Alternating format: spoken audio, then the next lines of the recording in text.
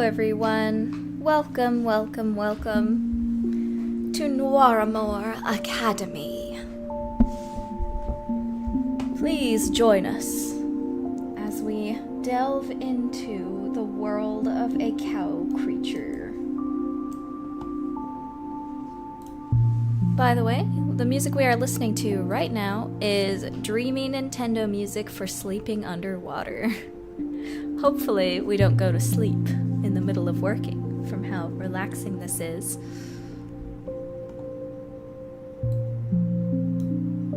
Hello.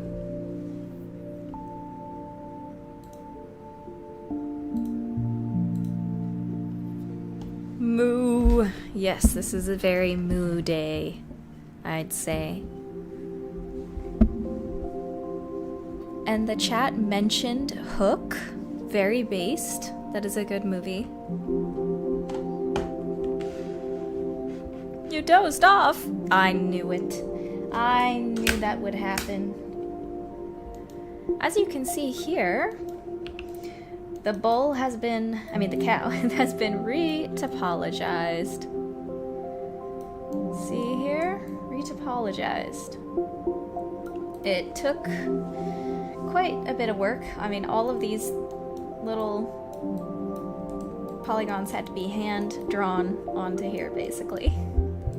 That's how retopology works.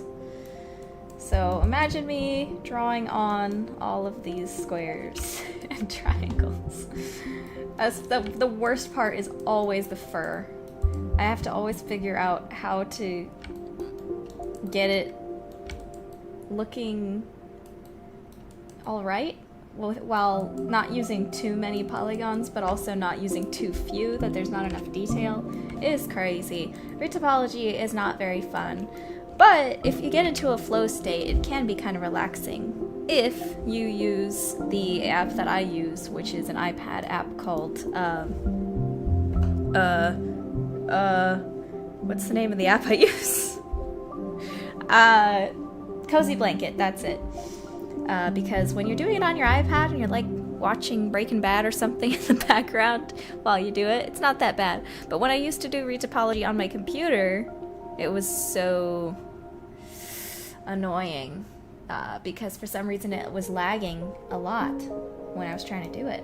So, in any case, I've already put the ambient occlusion map on this, the bake.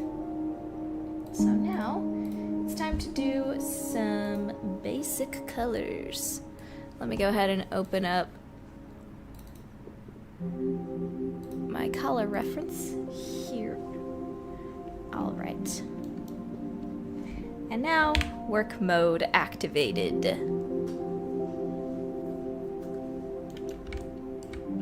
First, we've got this dark gray color for the body. Hopefully my computer doesn't crash. That took a second. Probably because I'm doing 4K textures right now because of how big this guy is. Gal. Let's remember. And now, the fur. Okay, this is gonna be kind of annoying. How am I gonna do this without filling the entire body? Let's try. I'm just gonna color the fur color first. Then I'm gonna do the body color.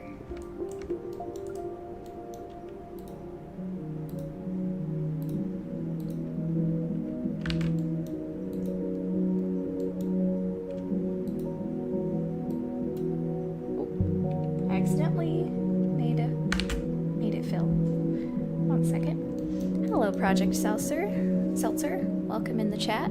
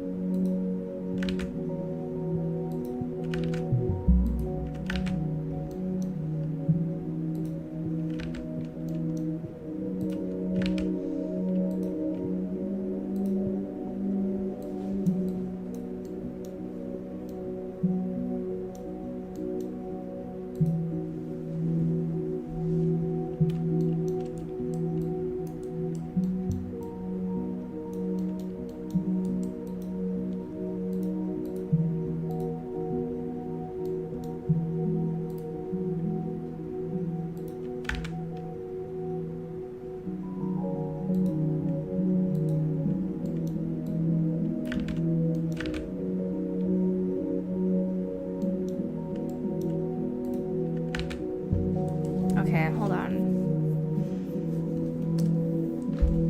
I need to mark some of the stuff in pink so I know where to fill it. Unless... Wait.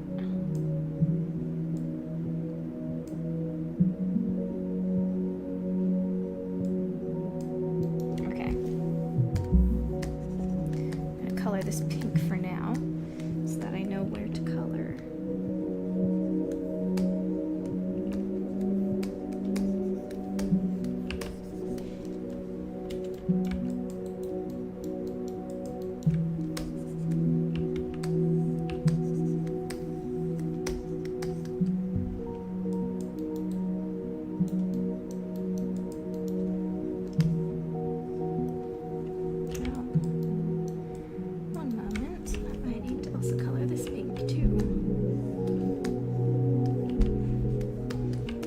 Just to mark things for me so I know. Oh, wait, never mind.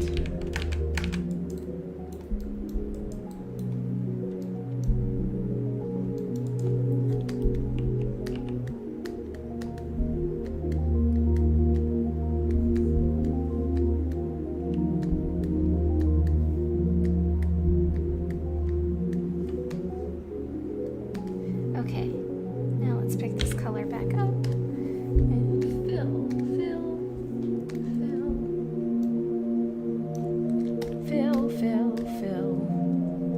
fill, fill, fill.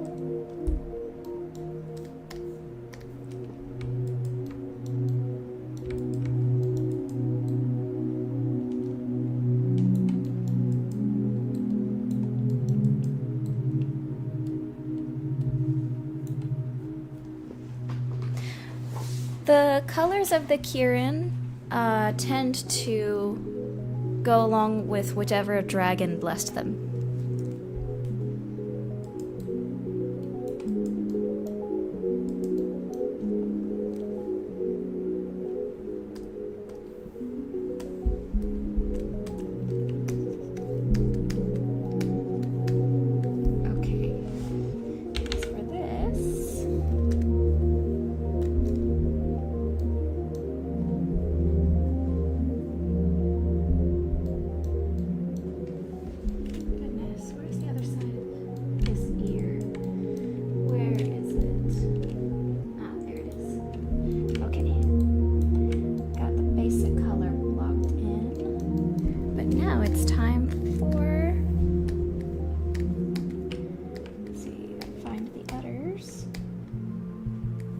How utterly amusing. And then we gotta block in the eyes too. Oh, hello, Seamoon Ran. Welcome back to the stream. Enjoy your stay.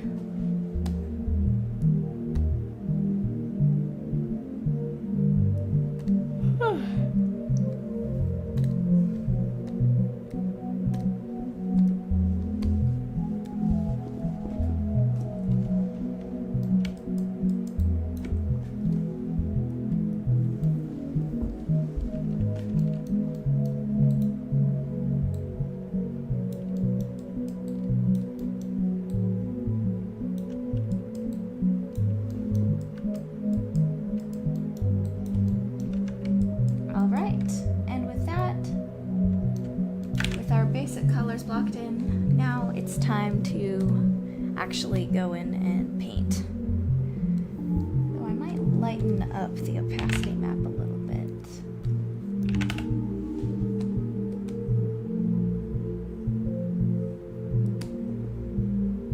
Okay, let's make our overpaint layer.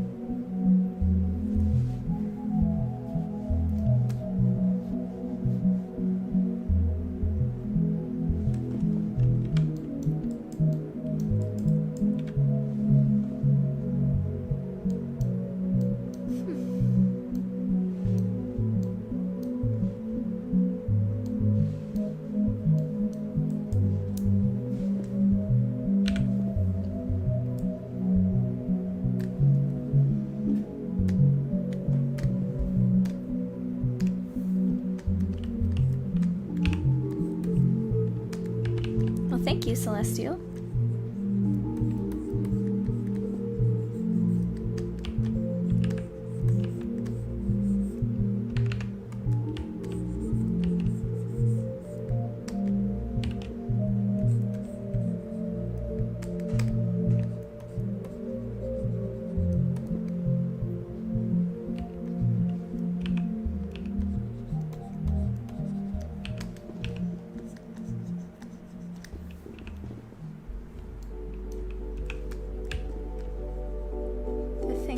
To do here is start with the highlights on the cow's face.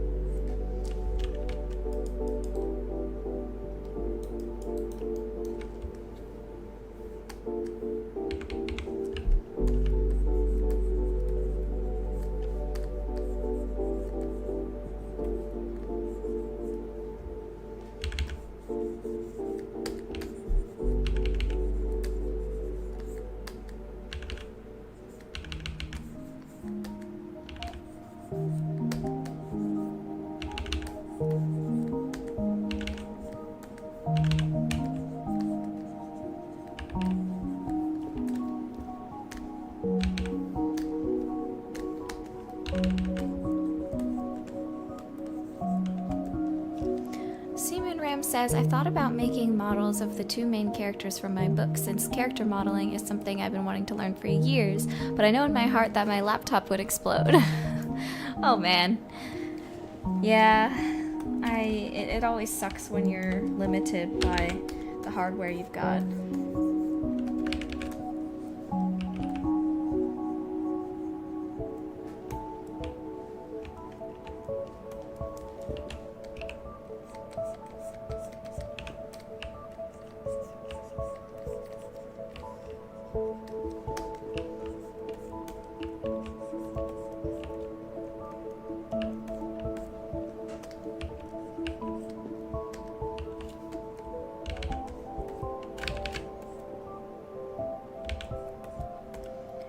So I've continued to...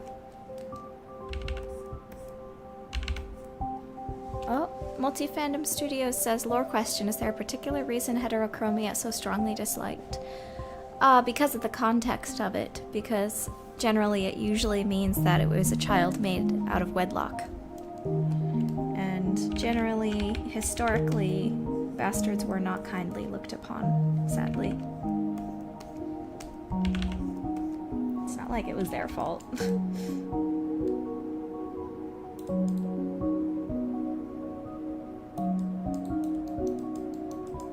And family lines and bloodlines are very important on Noivas.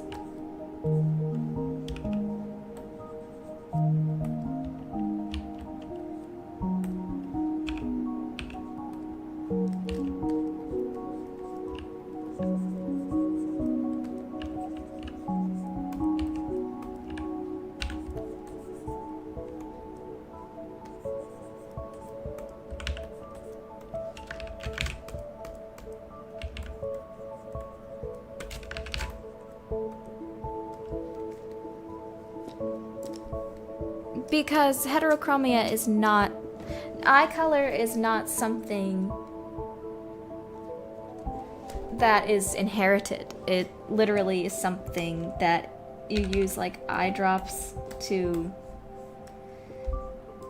This is a whole discussion I've... sorry, let me think for a sec. basically, eye color, every kid in this world is born with, like, somewhat clear-ish, like, black eyes. And every child, once they're born, their family uses in a special ceremony, they give these kids these eye drops that slowly changes their eye color to the family color over time. So if a child is born out of wedlock and it is known who the parents are of this child, then they will manually mark that kid with the colors of both of the family lines that kid is now from. So heterochromia is not genetic. It is sort of a marker of the two families to which you belong. Lowest Expectation says, I wanted to redirect to this stream, but you have redirects disabled. Oh. I don't know what that is. Is redirects like... Is that like a Twitch raid or something? I don't know. Can I even change that?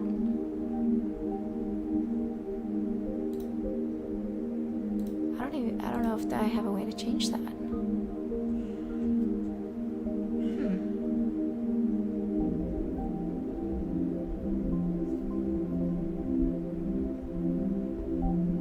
It is like raids on Twitch, okay.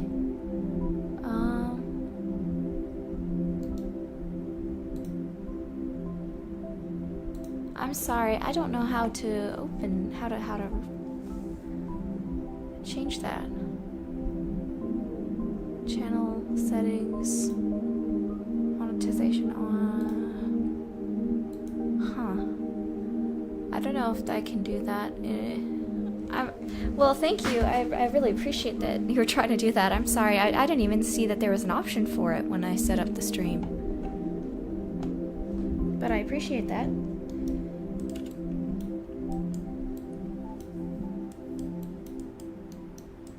Yes, if the fair was kept under the radar, they would have normal eyes. It's buried under moderation community settings or something. Interesting. I'll have to look into that then. Hold on, I'll check it right now. Is it like in the YouTube Studio thing?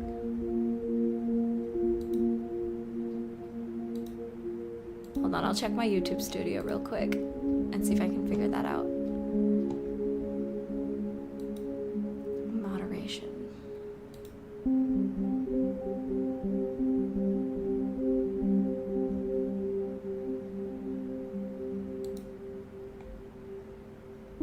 Oh, I see. All channels can redirect to my content. Save.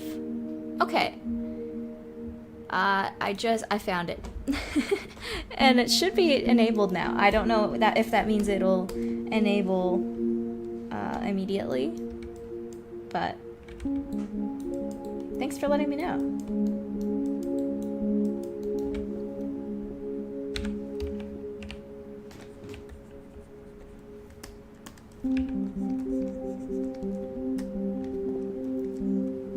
They might force the kid to. It really just depends on the life situation.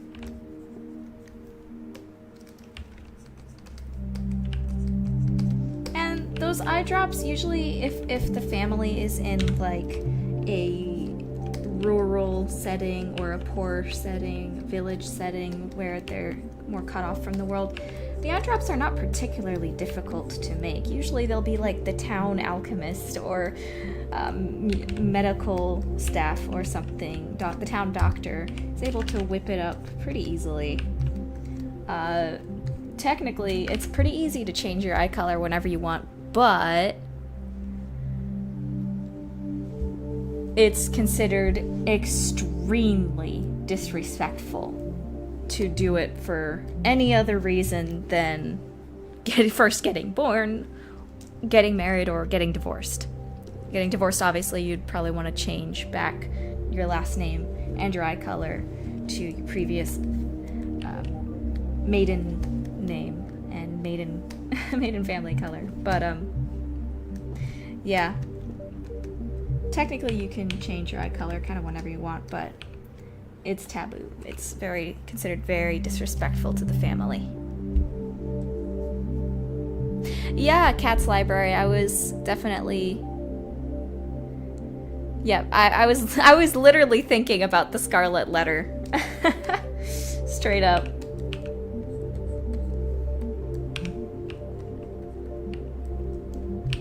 I also was thinking a little about this fantasy book series called Assassin's Apprentice.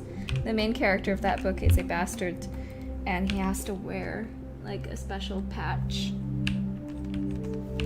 denoting his status as a bastard son of the prince, which does not give him the best status. I didn't really like that book though, but it had some stuff that I did like. I especially did not like some of the stuff in the second book, but I've heard a lot of people really like that series, so I'm glad they liked it. Too much stuff pissed me off in that series. I was like, nobody's actually like doing anything to stop the bad stuff going on. They're just kind of sitting around and waiting for stuff to happen instead of, I don't know, being an actual like spy assassin that the book is supposed to be about. It's called The Assassin's Apprentice, not the wait around and find out apprentice.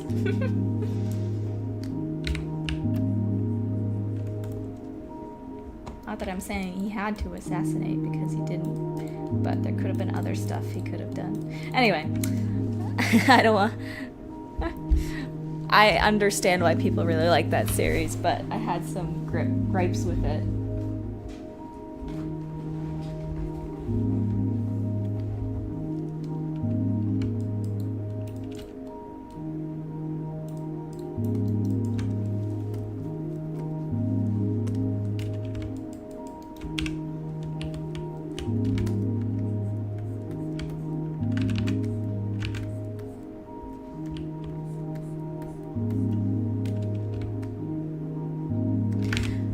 Honestly, it felt more inspired by Ursula Le Guin's spirituality and world building. What series did she do again?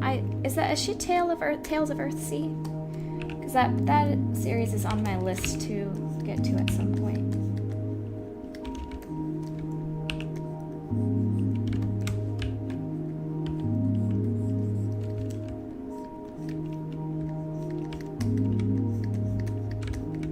Yeah, Earthsea. Yeah, I'd like to read that one.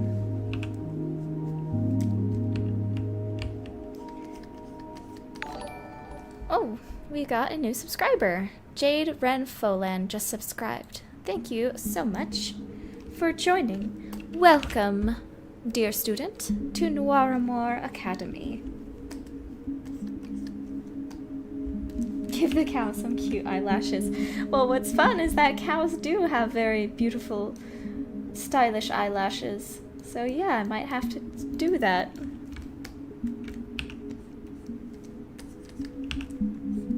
However, there is something I have to watch out for, which is when I take her into rigging and I do the blend shapes to close her eyes, this part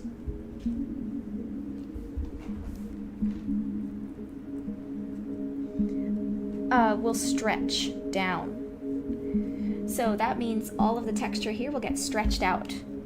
So if I give her these beautiful long eyelashes, when I close the eyes, it might stretch out the eyelashes, so they would look kind of weird. So I have to be careful about doing that. Hence why I'm mostly keeping the eyelashes relegated just to this polygon right here, this line of polygons. Multifandom says, how and why did they start using heterochromia to mark unfair children? Well, just because it just makes sense. Like, each eye color is from the family that, one of the family members that made the kid. And because the two people that made the kid are from different families, then it's going to be two different colors, two different family colors. You know? You know? So yeah.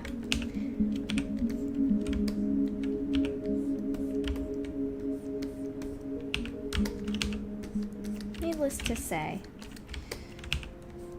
some of this family colors, eye color stuff will be relevant to some of the story in the game. Hee hee hee. Oh, Jade says, I already thought I was subscribed. I left the demo. No problem. YouTube is very strange about subscriptions, so no worries. Very strange about subscriptions. But c'est la vie.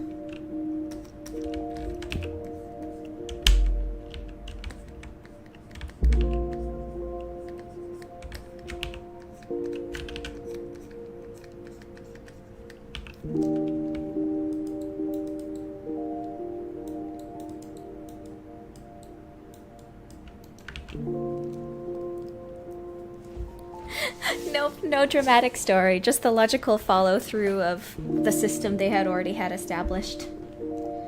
Now, if that kid does get married to someone, then the common practice would be to just fully take on whatever color of the family that they're marrying into is. The trick is finding a family that would be willing to let a bastard marry into them. Again, it's having a culture that's kind of bloodline into that kind of stuff can be very sad for people that are outside of that sort of thing. That's why orphans probably have it kind of hard too. It's not necessarily unusual for them to be able to marry, but probably not into, noble families. But if you start going middle class and lower, it's probably not as big of a deal. Keep in mind, in a lot of history, certain standards were not held. Certain standards that we think everybody in a society had, may have only been a standard for one class. Usually, who was written about the most in history? The royal class. So certain things that we think of as being part of that culture and part of that history might have only been applicable to the highest class of that culture. So it's important to keep that in mind, I think, when studying history. I am not a historical expert, but one thing I have heard is that the practice of marrying teenagers in the Middle Ages and some of that time, that was mostly the royal class, because they wanted to, ahead of time, secure those alliances between the families. But when it came to everybody below the nobles, they would marry in their 20s. I don't exactly know how true that is, but that is what I've heard. Because, and it's just logical to marry 20s and above, because that's the safest time to have children, is 20s and above. People in the past didn't always have the same knowledge that we do, but they were still human. But I need to do some more research. So hopefully I'm not just spewing falsehoods here, but it sure would be nice to think that we didn't just have teenagers marrying all the time in those days.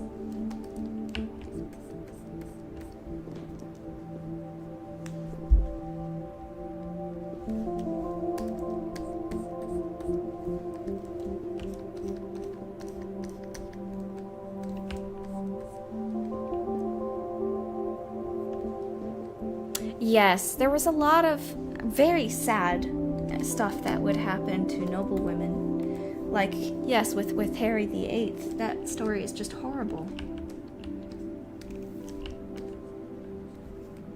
but that's the thing, is Henry VIII was the king. He changed laws. He changed England from Catholic to, yes, it depends on the culture. I know that. Yeah, for sure. I'm specifically talking about European medieval ages here. And not all of Europe, just... yeah, anyway. Obviously, there's a lot of gray areas here. And debates, historical debates. But again, I've heard if you look at the church marriage records of the time period, most of the normal people were marrying in their 20s. The everyday Joe Schmoes.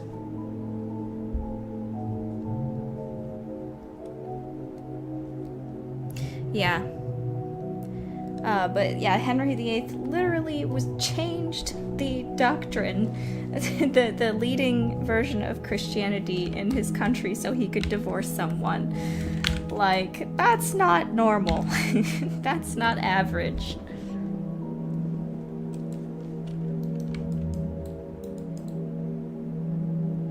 Gosh, I just really need to read more history in general. History is the most... Okay, here's a whole discussion I kind of want to get into and hear some of your thoughts on. I think one of the reasons... I personally don't read Game of Thrones. I haven't really watched it. It's not really my cup of tea. But one of the things that I've heard is what makes it so good is that a lot of the inspiration that it was used to write it comes directly from historical sources. And I think that's a big part of what's missing from a lot of writing today, is that writing has become incestuous. What do I mean by that? I don't mean literally. I don't mean literally, even though, of course, Game of Thrones does have that, but again, that is based more on the historical inspirations from what I've heard. I mean that a lot of people, a lot of writings these days, now you can disagree with me if you want, this is just something I've noticed. I want to kind of get your thoughts on if you think this is true. A lot of writers these days only get inspiration from other fictional things, right? So a lot of what they draw from, a lot of what they use to get ideas is also other fiction of that same genre that they're currently working in. That's not a bad thing. That's not a bad thing. It's really good to look at other artists and their work for guidelines on how to do what you want to do, how to get a specific feeling that you like in another story. So you study that story. But there's a problem with that. I think you really need to also draw from real life. Because if you don't, then stories start to become incestuous with one another. They start to only draw from each other. Only all these fiction that only draws from each other. And because of that, you get stuff that feels stale, or it feels extremely tropey and unoriginal. Or, it just doesn't feel real. It feels like a collection of tropes. It feels like the dialogue is just a mishmashed amalgamation of other fictional dialogue, you know?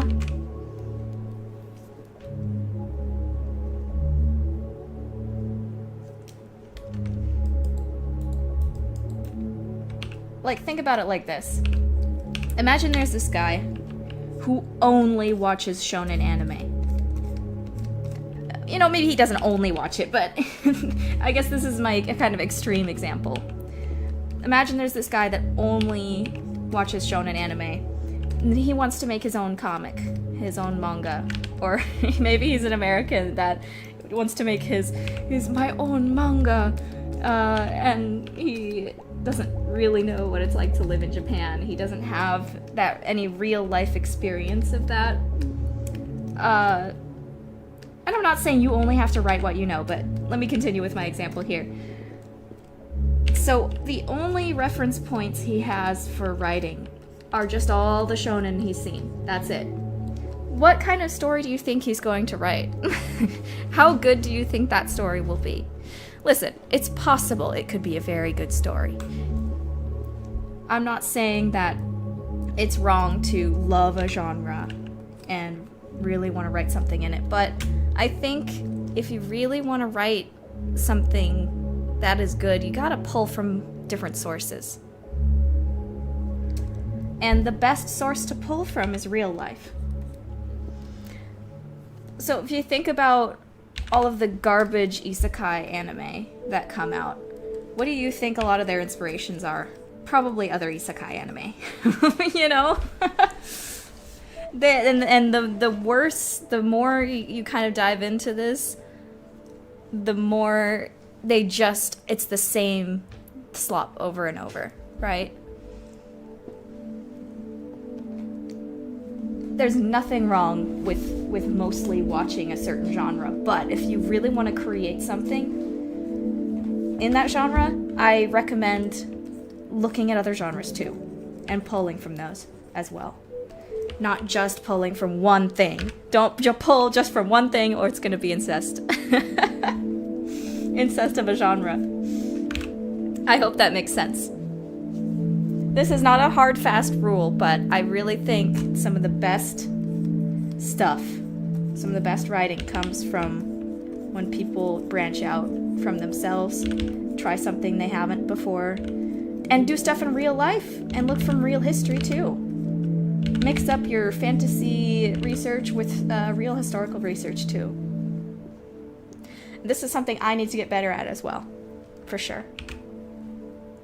I need to add more historical reading to my own catalog of books and things. My mom's got a whole bunch of historical books, so I gotta start pulling from some of her cataloging too.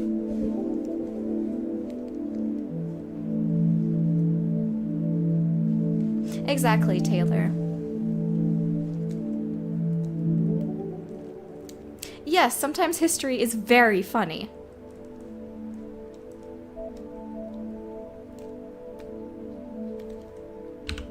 But yeah, that's kind of my 2 cents on it. Hopefully saying the incest word doesn't get me demonetized, but I don't mean it literally. And I do mean it negatively.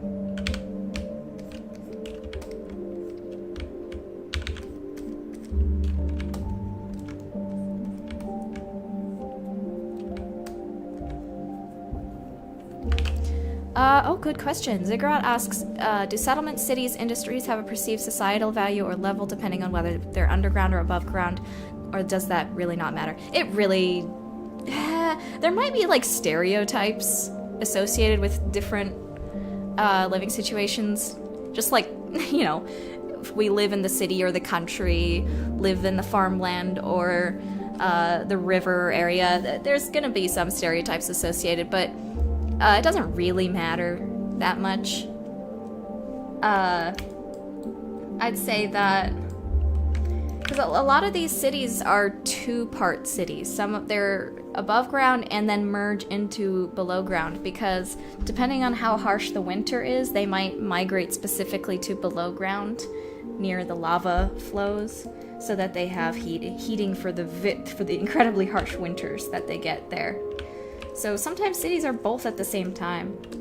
And the Cycline are very capable of staying underground for long periods of time. Their bodies are built to not need like the fresh outdoor air and sunlight as much as we humans do.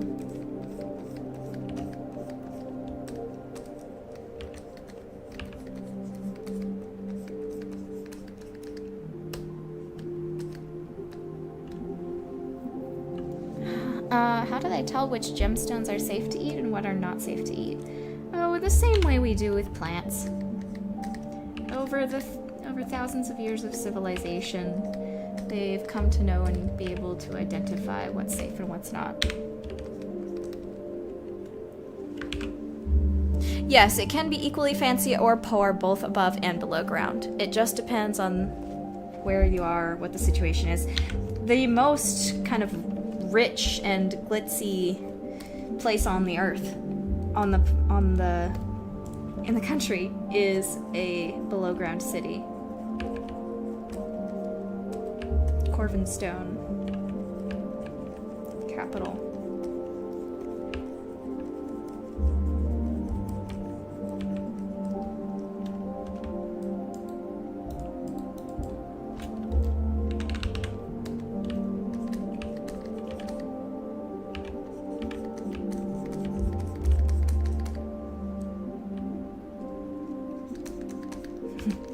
Yep.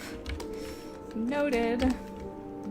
Guys, I was watching these videos from this channel. You probably have heard of this channel. I haven't watched him like for a long time until now, but you've probably heard of him.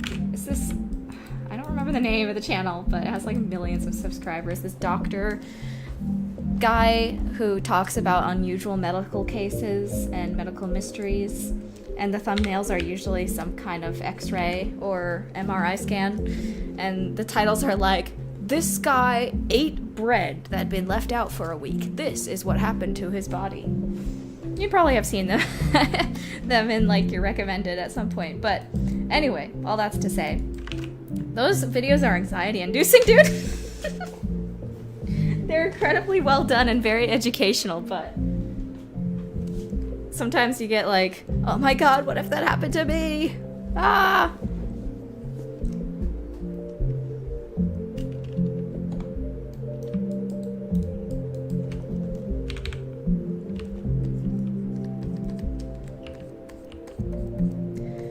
Well, there are definitely stereotypes about when it Northbergians versus Drakensperians, because of course when you're in a war, you're gonna stereotype and make jokes about the other side all the time. That's just how it works.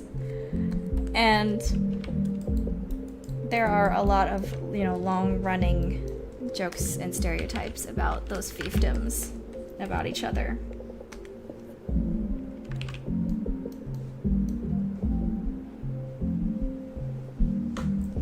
Especially, you know, the Northbergians are known as soft, and because they mostly are on diets of like fruit and grains, so they're considered weaker than the, you know, corn-fed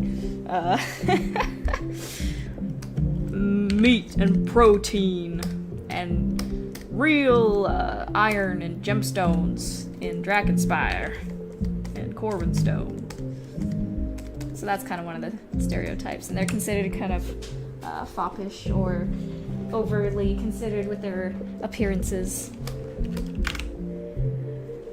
I might... Oh, hold on, I dropped a button. What the heck? Where did it go?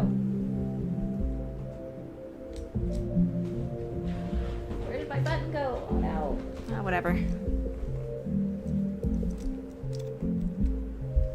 Will the two sides ever reconcile with each other? You know, if only.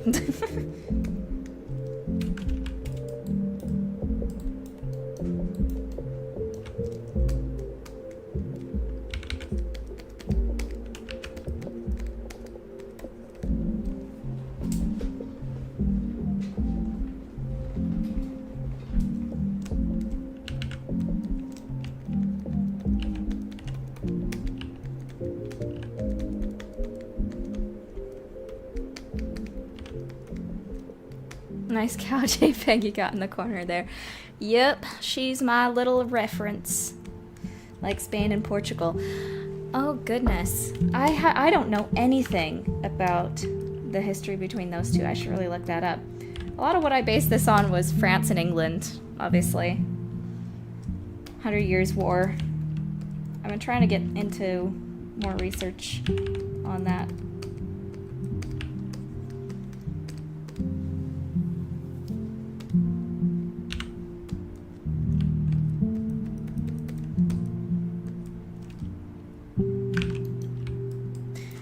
Celestia says, I love how you're making the fur soft and fluffy. Thank you.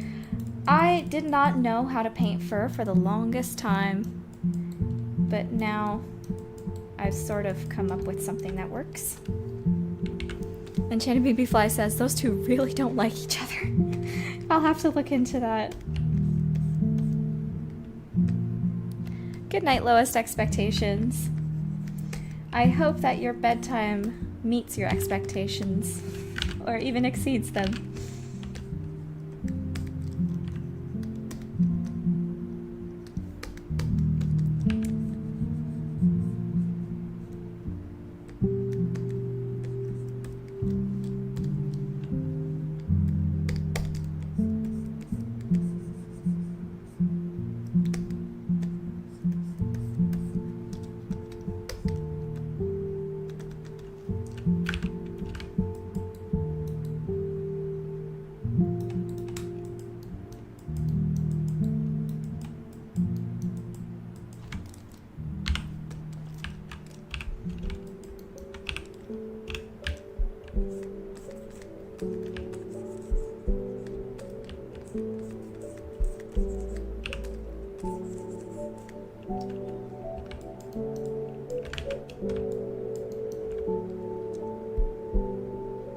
That health channel's name starts with a ch, right? Yeah, I think so. You probably found it. They have so many videos that, like I said, has this guy did this. Here's what happened to his body. And it's freaky. It's freaky. It really goes to show how complex our bodies are. Do you guys ever have that, like, oof, that kind of feeling of when you're hugging somebody and you can hear their heartbeat and you start to get kind of scared, like, I don't ever want to not hear that heartbeat ever. I don't ever want that heart to stop. You kind of have this sort of existential moment where you're like, if that muscle right there stops working, that's it for this person, you know? Ah, it's freaky.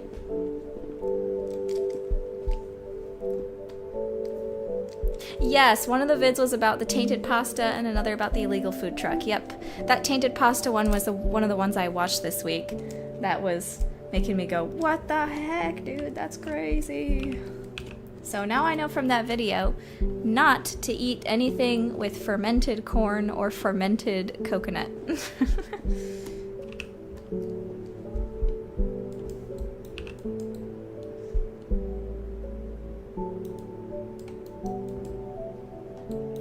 But yeah, the videos are very, very educational, though, and can help you to be more safe.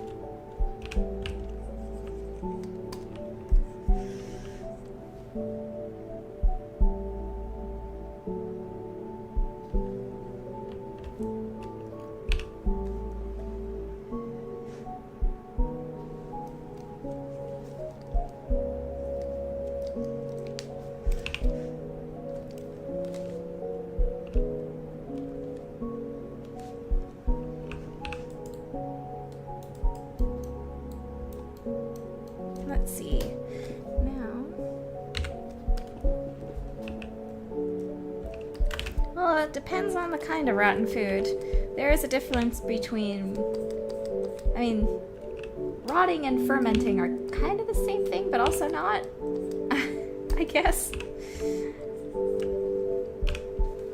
There are some foods where it's okay to eat all the bacteria, like yogurt and milk, or cottage cheese, but then there's some foods where it's not okay to eat all the bacteria. Life is strange, man.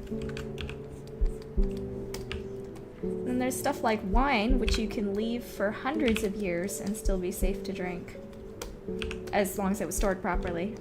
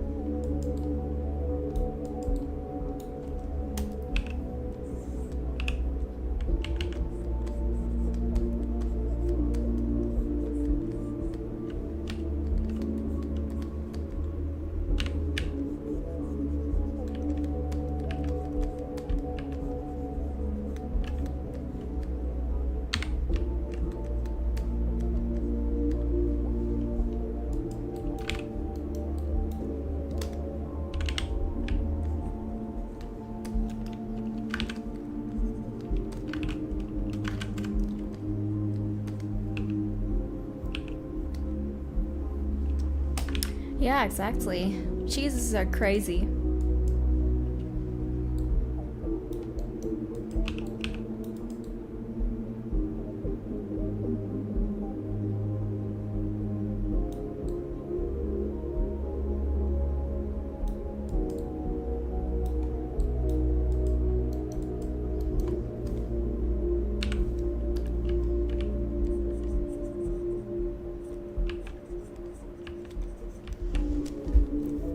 Stittleton.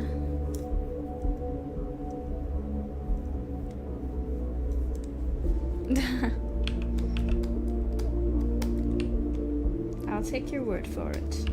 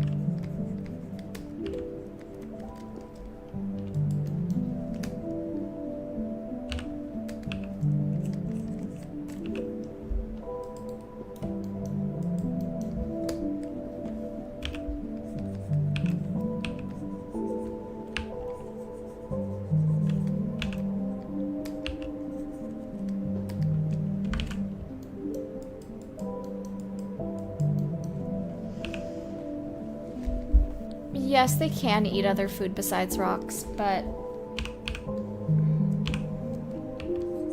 it's not like the main part of their diet.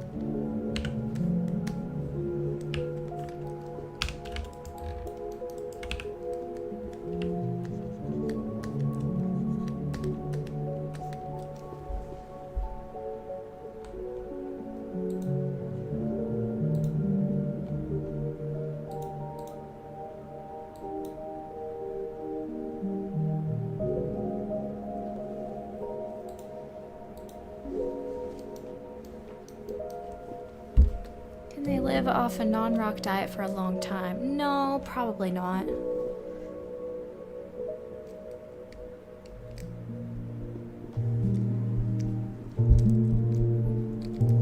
The church would probably help dye gloves as part of its normal services.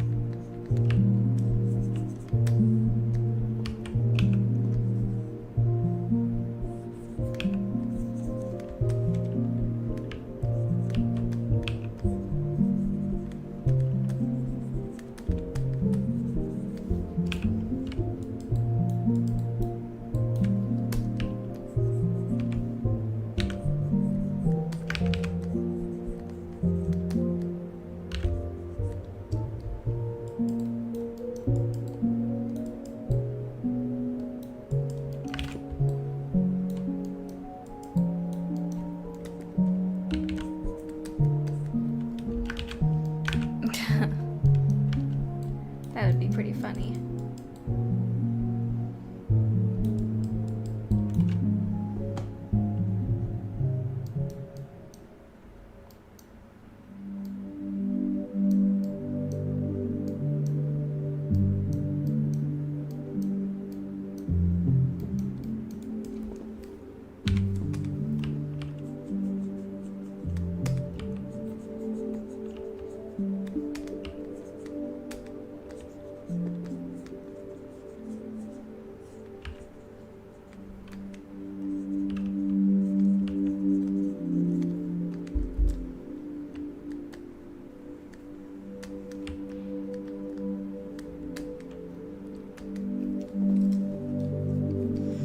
Fandom Studios says, Lord question, if they know the child is from an affair but only know the identity of one of the parents, would one of their eyes be black? Yes.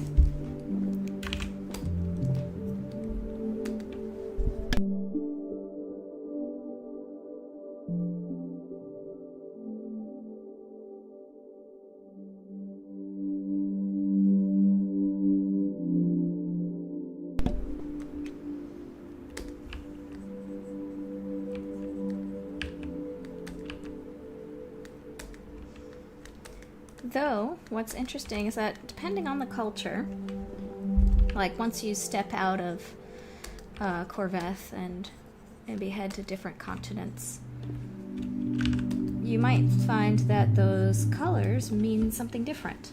Like for some peoples, the color just represents what tribe you're from. So you can technically be from a different family, but if you're from the same tribe, then you would still have the same tribe color. And some other cultures, they do colors based on maybe what job you are, what class you are, that kind of thing.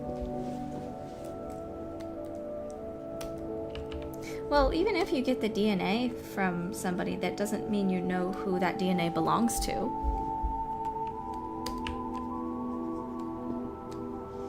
And yeah, I don't know for sure if they would have DNA technology. It would have to be something that would be brought from off planet, probably, that they've only recently adapted to their own scientific studies. If an affair child ends up being an orphan, would they turn both eyes black? Yes. If all of their family members have passed, or they don't know if they have any more family members, then it would turn black.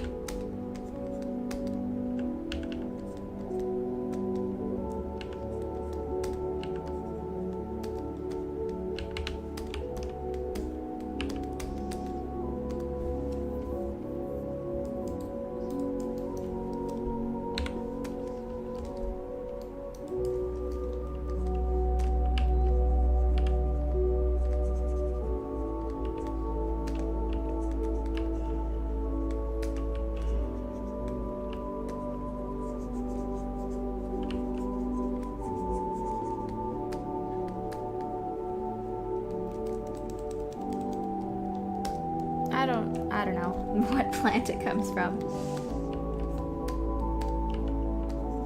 It would depend on the color.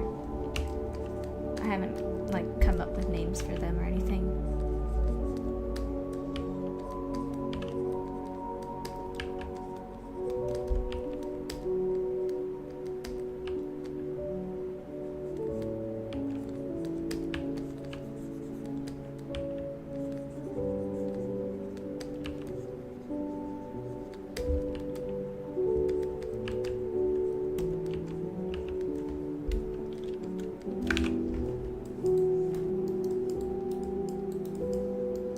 Still gonna have to refine these muscles, but it was a block in for now.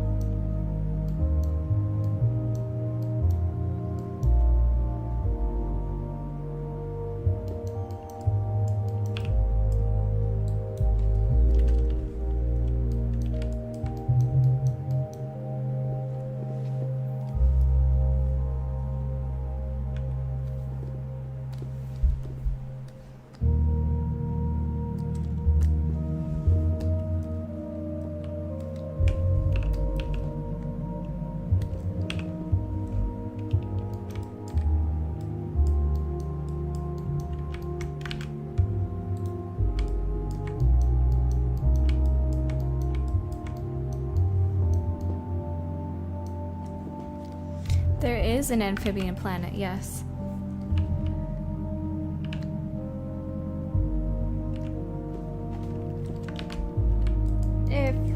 Well, I guess they could be considered amphibians. They live both in the water and on land, and they have lungs, though they're technically more based on snails than something like frogs.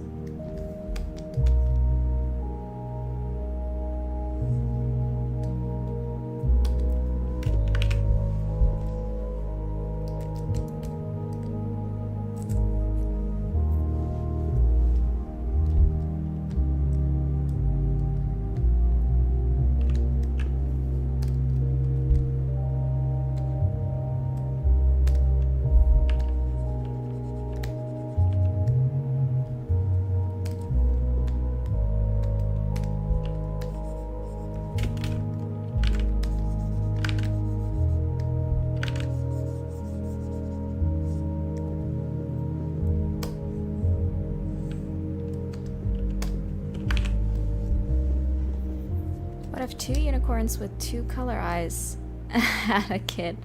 What will its eyes look like? Well, if they got married, they'd probably have to make their own family. They might found a family.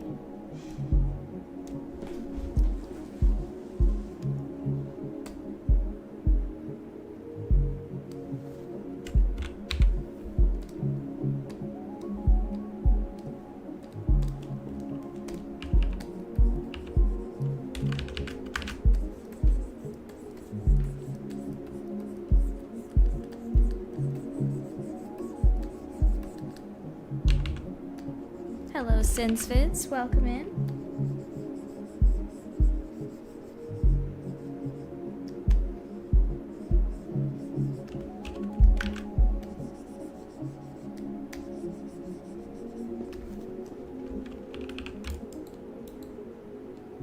I'm gonna have to come back to these eyes, figure out what I want to do with them.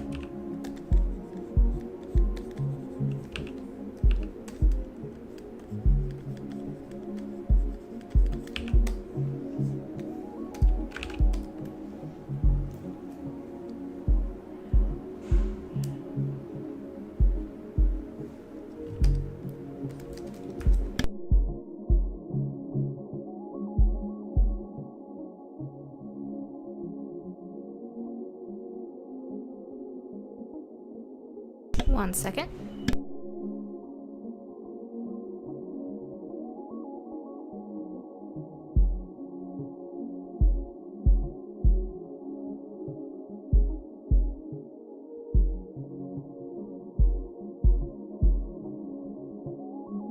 Okay, let's see.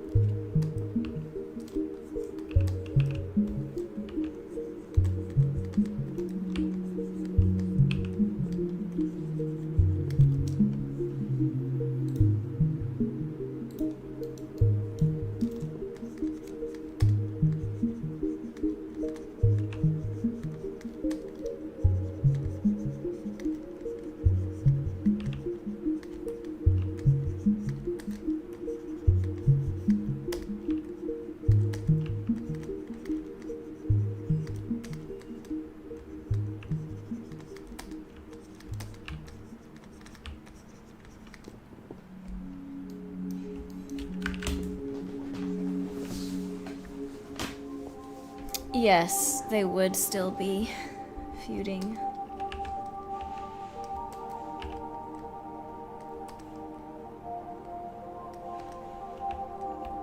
By the time of Mariposa and the Galaxy Man. You'll just have to see what happens when we go to Noivas in that game.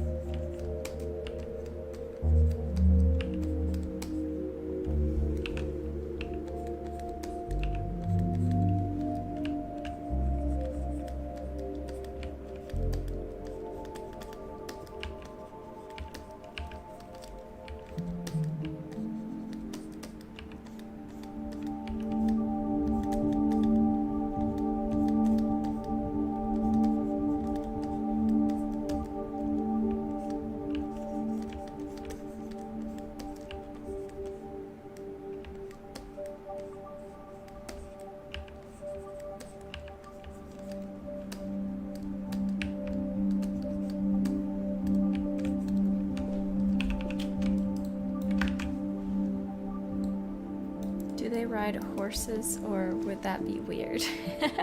They do ride Raranox, which are like crystal horses, but they don't really consider Raranox to be like them, but animals, you know? They're just other creatures that exist in this world and are good for riding on.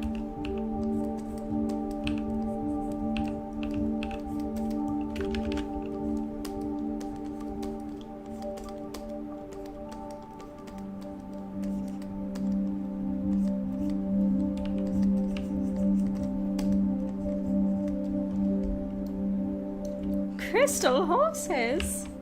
Yep.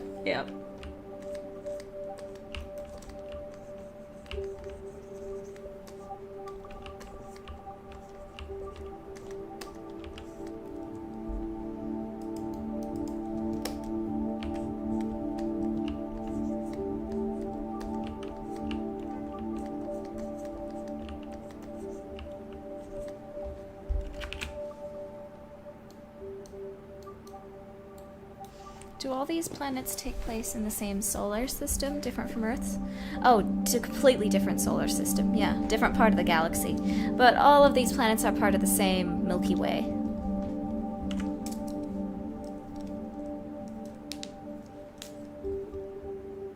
We need more worlds where humans ride simians. Gorilla away! Yeah, Oscar, you're right. We definitely do.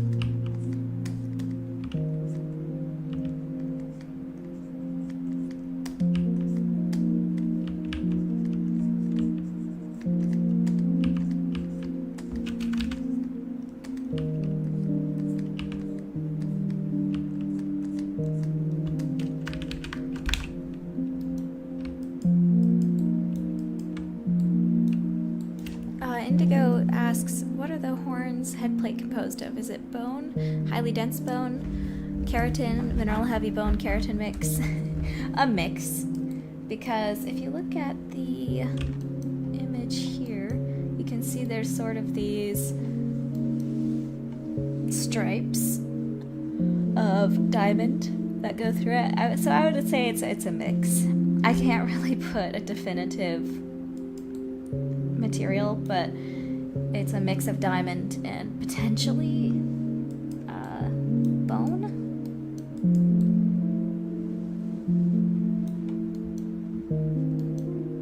Like a layer cake.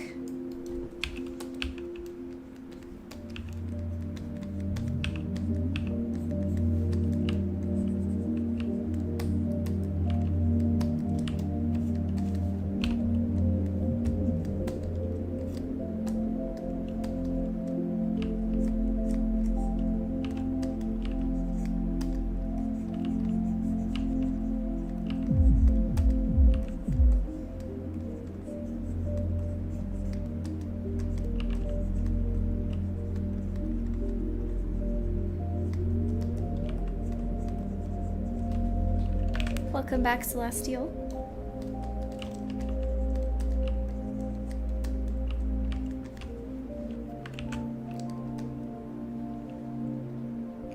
Yeah, Indigo, that makes sense.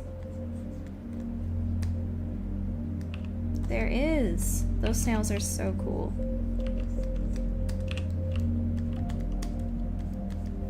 Like a Pokemon.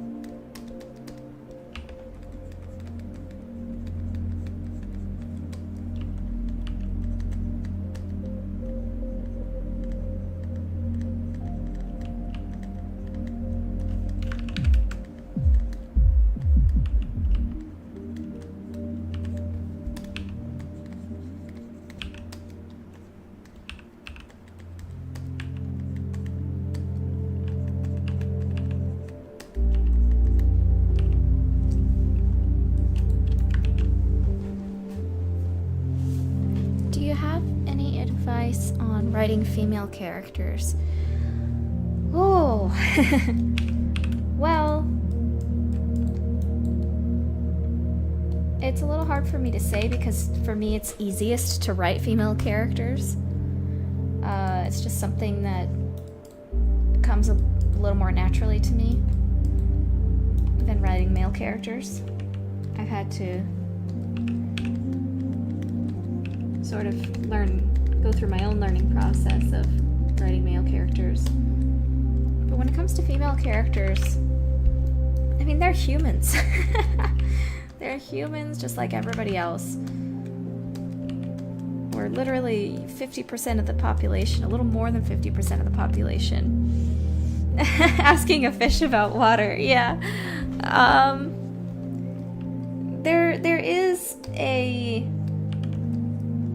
piece of advice that some people like to say, which is just write a man, just write like you would a man, and then change the name to a girl name. But I do think there is more to it than that. There are a lot of differences between men and women. Sometimes it's just societally based, sometimes it's more biologically. It really depends. The differences are very complicated, and there's a lot of overlap and other stuff and things and stuff, but things and stuff. There's just, yeah, it's just too complicated to say that. But I would say, don't just write a male character and then change the name. Think about, it's again, it's a little tough for me to say. Just write a human being first and foremost.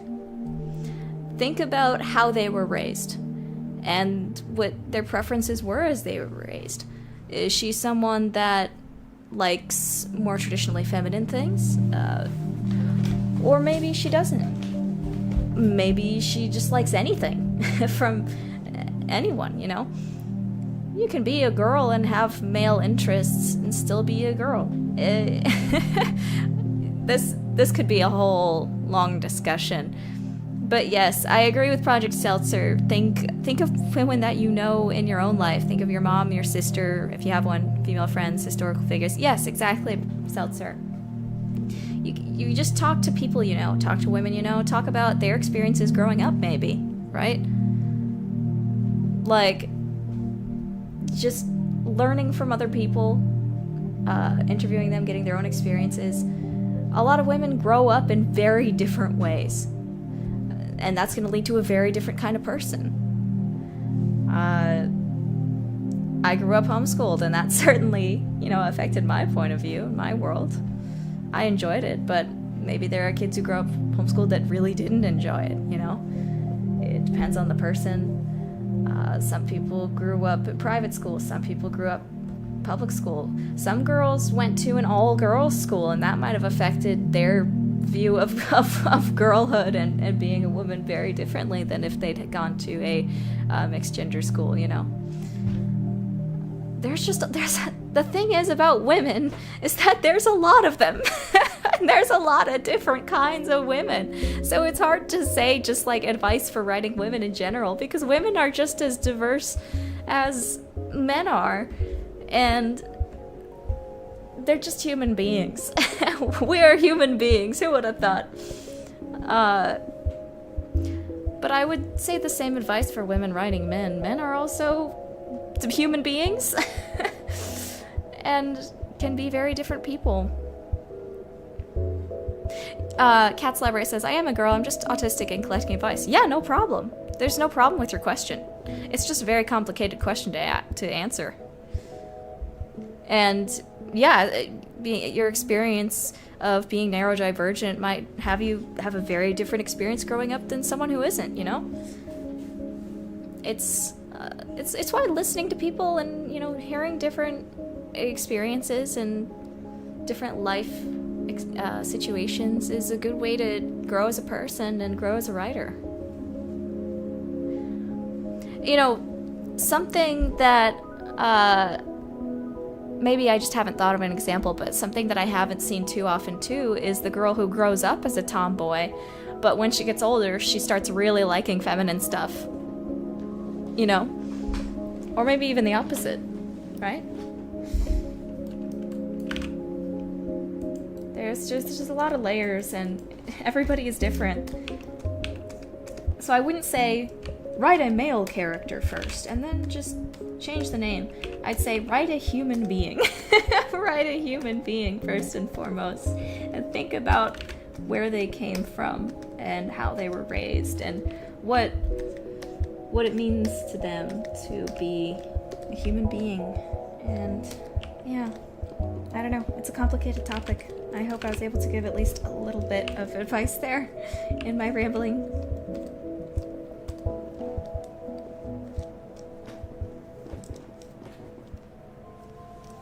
Yeah, Sinsvids, yeah, totally.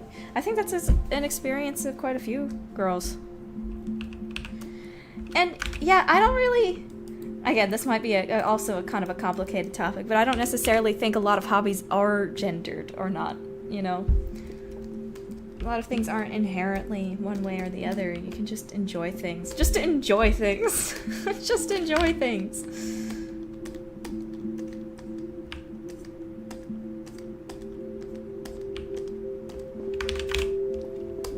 It's not your gender, it's your personality, You can like whatever, no matter who you are. Whatever interests and hobbies and things.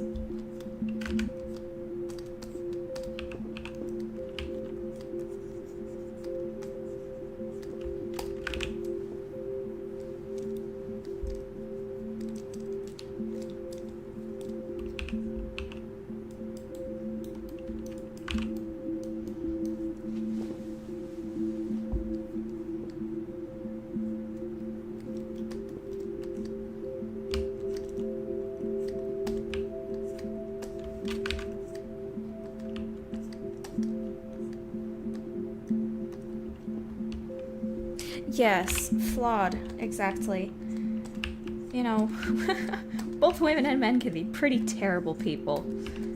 Pretty terrible people. Doesn't matter. And can be good. We're all human beings here.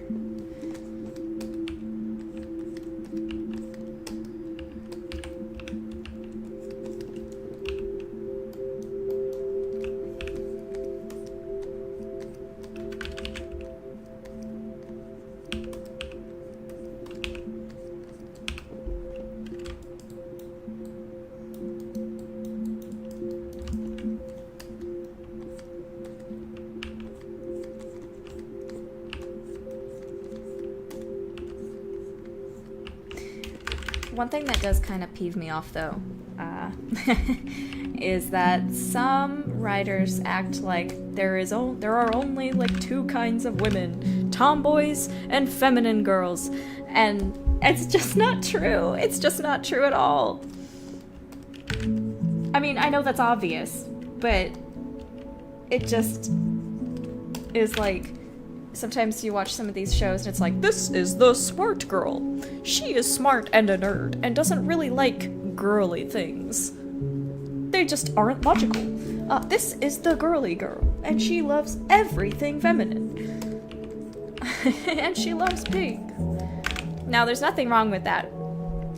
But even girls within these specific niches, they do have preferences about certain things. Like, just because a girly girl is a girly girl doesn't mean that she likes everything girly. She probably has different preferences for what specifically kind of girly aesthetics and fashion choices she likes. Like, maybe she's obsessed with early 2000s Disney Channel kind of fashion. And maybe she hates, like, another certain style of fashion that's popular, and so she goes on rants about how much she hates what's popular right now, that kind of thing. And maybe a nerdy girl does like being feminine sometimes, but she just doesn't have the time to put into it. She really wants to, but maybe she just doesn't know enough about it. Like, nobody taught her how to use makeup, and she just doesn't bother with it because she just doesn't want to embarrass herself by doing it wrong, you know? Or maybe a girl that, you know, you could just go on and mix up all kinds of fun things.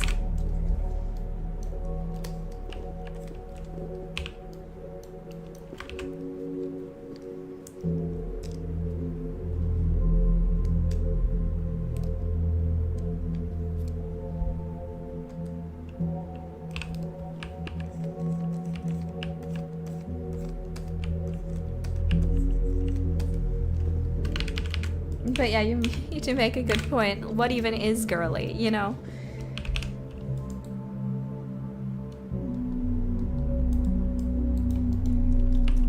It's a whole discussion. But I think I'll leave it at there for now.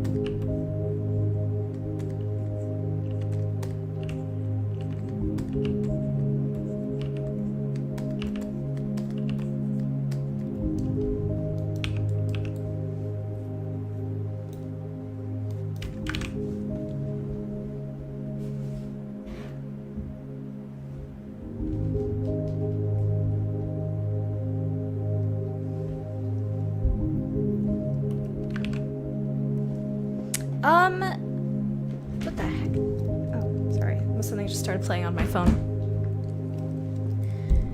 I wouldn't...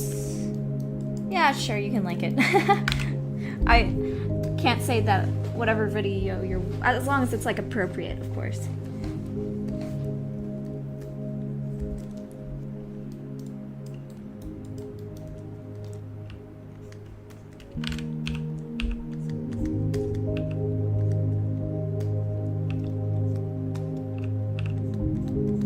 Thank you, Enchanted BB Fly.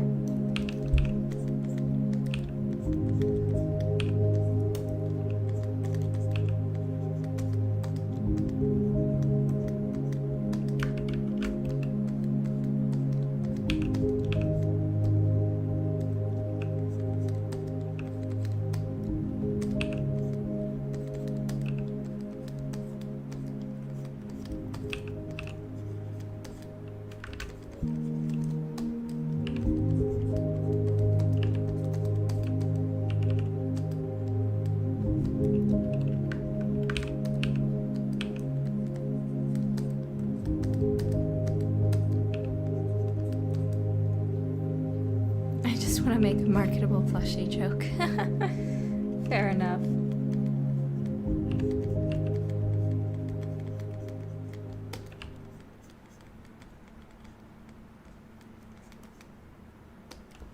If a horned creature would work as a plush, I don't know. I mean, I have a little plush of a Texas Longhorn, and it's very cute and soft.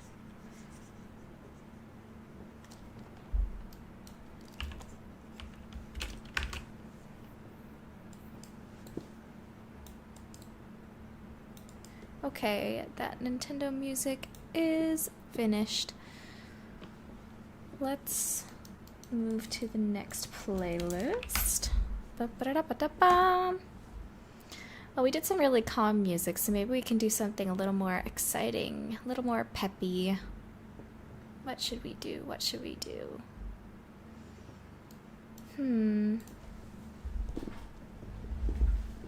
What's royalty for what won't get me striked on YouTube?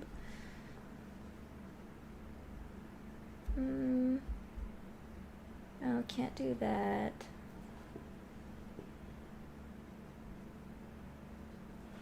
Oh, how about some cyberpunk? Well, cyberpunk might get striked. It depends on if it's OST or not.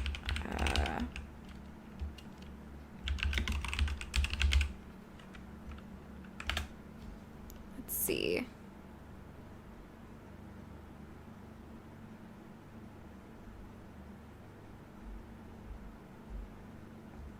Yeah, I'm not sure if these are royalty free. Let's try. Well, technically video game music isn't royalty free in general, but what won't get me detected by YouTube. Oh, let's just do Final Fantasy XIV. Oh, what the heck? Why is it doing that? Let's do FF14. Relaxing music.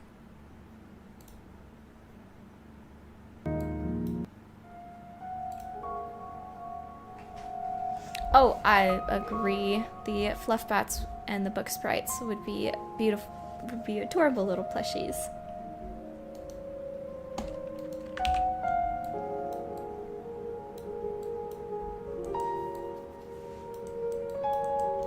As you can see, what I'm painting right now is all the dark spots on the fluff.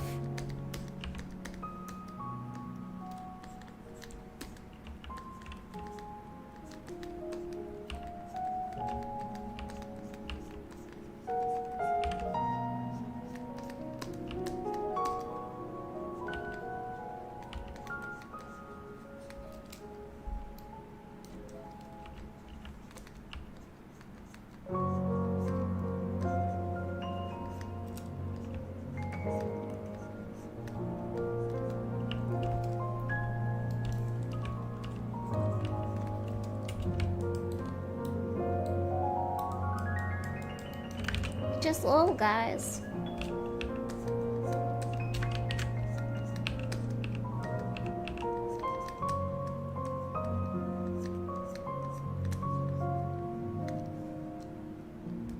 Which animals are the best to ride in this world? Well, the Raranox are the most reliable and historical mounts, but the Kurgans are the most the best for long distance travel. Well, I'm still thinking about that one, but they're more, because they can fly, what's the word for it? They have more variety in what they can do.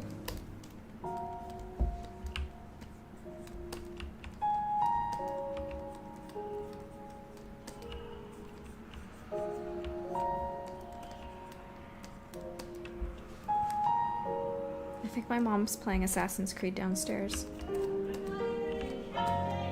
I hear death happening.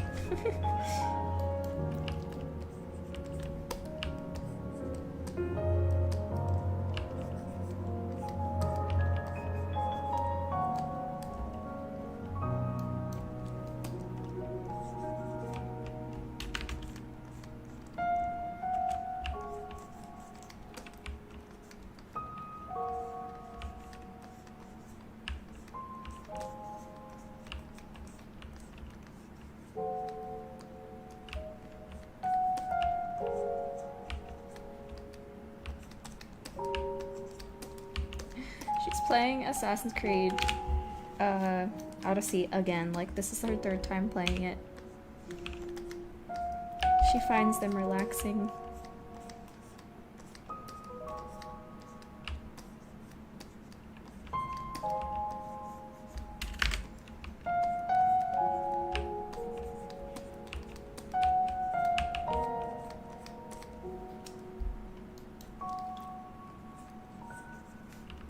What's it like to have a parent that plays video games?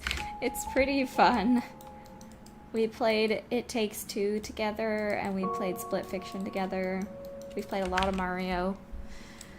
A lot of stuff. But also, she hates turn-based games, so I have not been able to recruit her into some games that I like, unfortunately. She likes Left 4 Dead a lot. We played that a lot together, but it's been hard for her to get into Resident Evil. It might be a little too gory. And it's a little... controls are a little weird to figure out as compared to Left 4 Dead.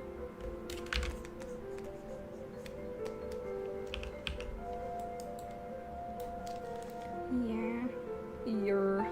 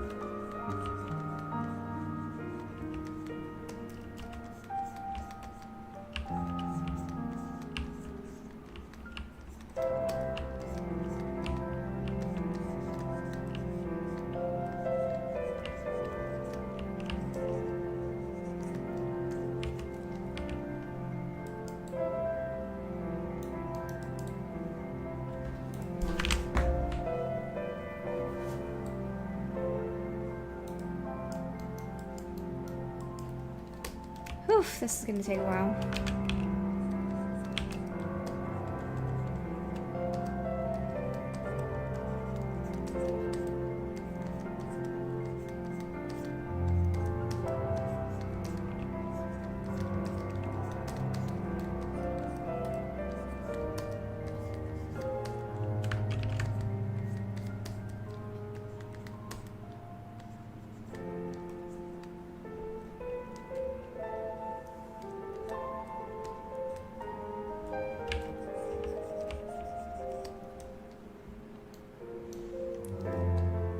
Your dad prefers Wind Waker's art style? That's cool.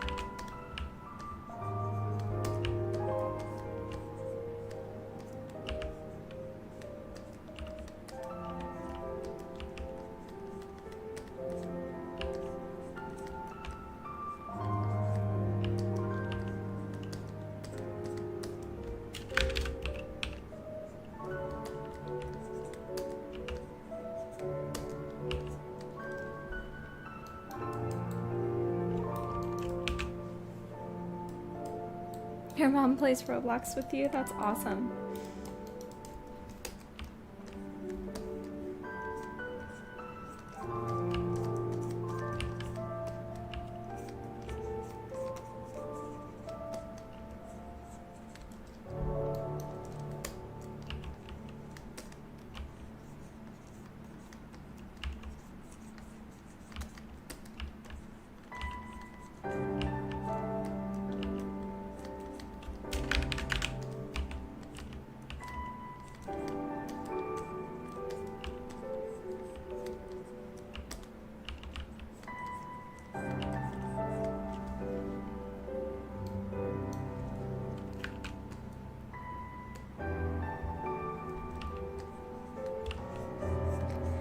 Yeah, it's tough getting some of the older generations to understand why they're so cool. Why games are so cool and fun.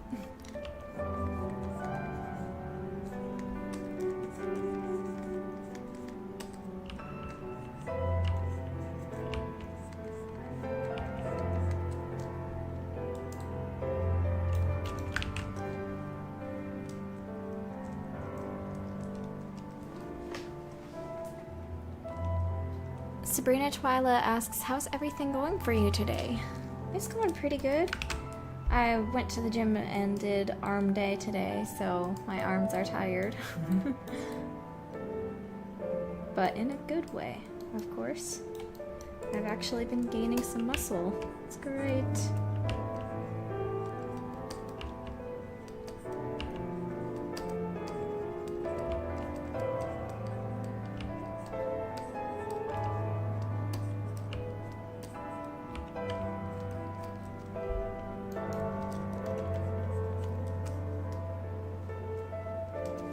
Your grandpa was especially good at Mario Bros. That's fun. That's fun.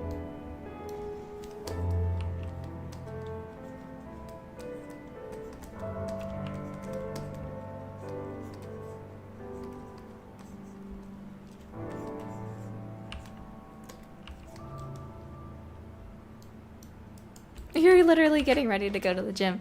That's funny. Well, here's some motivation for you. You can do it. Get stronger! Fight! Win!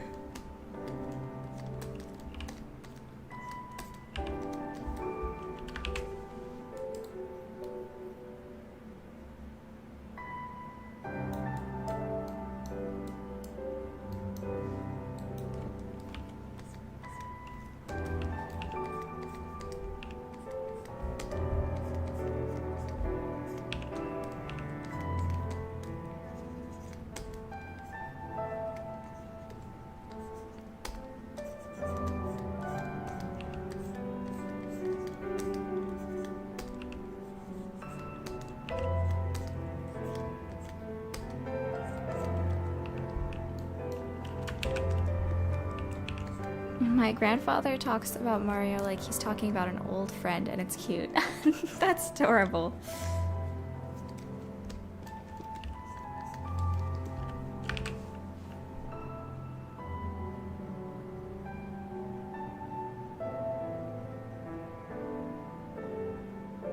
Okay, that was weird.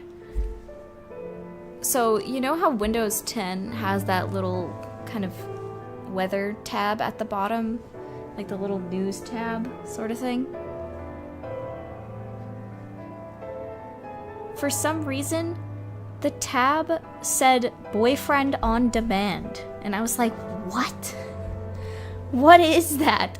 And I hover over the tab and it just shows me like some news headlines, and it shows me a trailer for some like K-drama, I think. But that was the most random thing to see on my Windows taskbar ever. That's the most random thing I've ever seen on my Windows taskbar. I think my computer still thinks it's in Japan sometimes. And it gives me, like, weather announcements and stuff in Japan. For the area I used to live in. So maybe that's why it's giving me K-drama recommendations? A lot of my students in Japan would go to Korea a lot. Usually for, like, makeup or for to go to a K-pop concert, of course.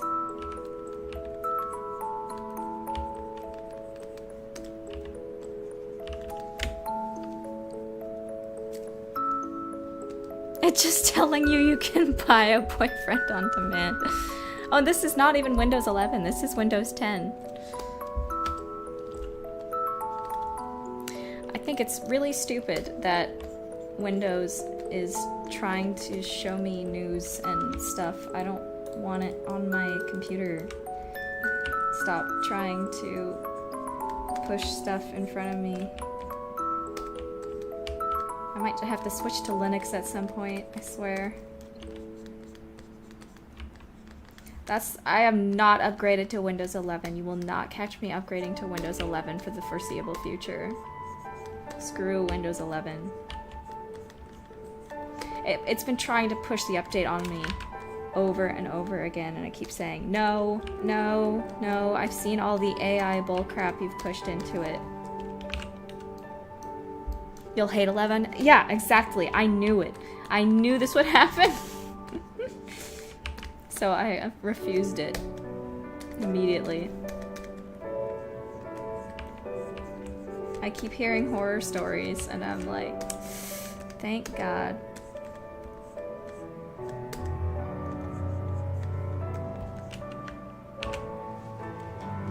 You were forced into Windows 11 is because of your job? I've heard a few people that had to upgrade because their job required it. And yeah, the PC, like, they had a whole feature where it would take screenshots of your desktop regularly and just keep it. Like, privacy? Hello? Hello? These AI companies, man, and Microsoft, they're crazy. They're insane. What's my favorite Windows OS? I don't know. I don't really pay that much attention except, you know, recently. But I know enough to know that whenever there's a new one, it's usually good to wait a bit until all the kinks are ironed out. The thing that pisses me off, though, about Windows 10, I'm sure it might be even worse in Windows 11, is when you try to search something on your computer and it just shows you internet results.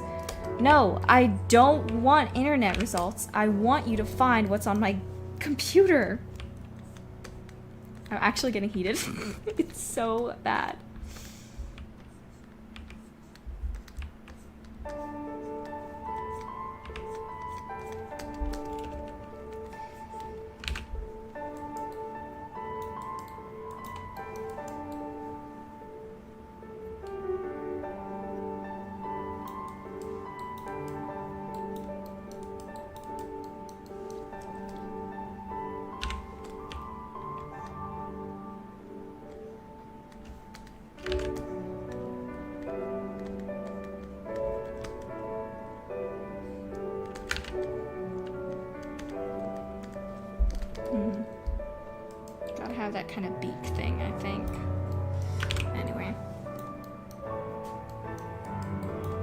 I've heard Windows 7 is a lot of people's favorites. See, for a lot of my life I used Apple, so that's one of the reasons I can't say, like, this is my favorite Windows. We did have, like, a Windows for gaming, and I played Lord of the Rings Online on it. I think it was Windows 7. But most of my life was either Apple or gaming PC. And then our gaming PC was an Alienware and it died randomly and we didn't know what to do. So it was back to Apple for a while until I finally got my own PC so I could play PC games. That was like opening up Pandora's box for gaming for me. I could play like Half-Life and all this stuff.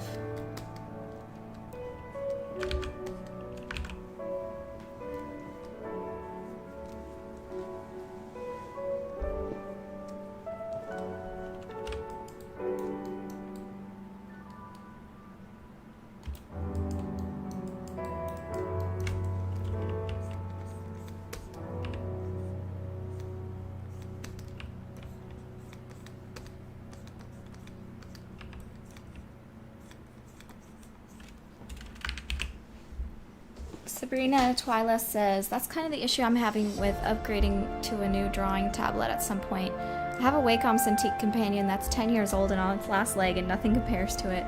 Yeah, the software issues. That's tough.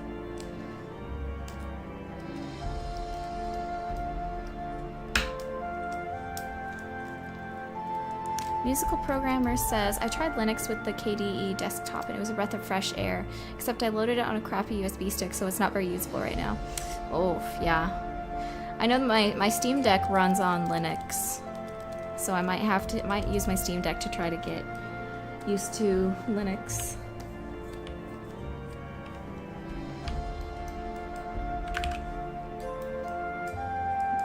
Blue Spirited Dragon says, I hate the way tech and stuff looks today. Everything seems to have fun designs back then. I had a drawing tablet for kids growing up, and it had faux ink pots and stuff on the tablet itself. Yeah, I agree. Things have gone too minimalist in their design. There's nothing wrong with minimalist, exactly, but when everything's minimalist, it just really takes the fun out of everything. Where's the color? Where's the life? Where's the character?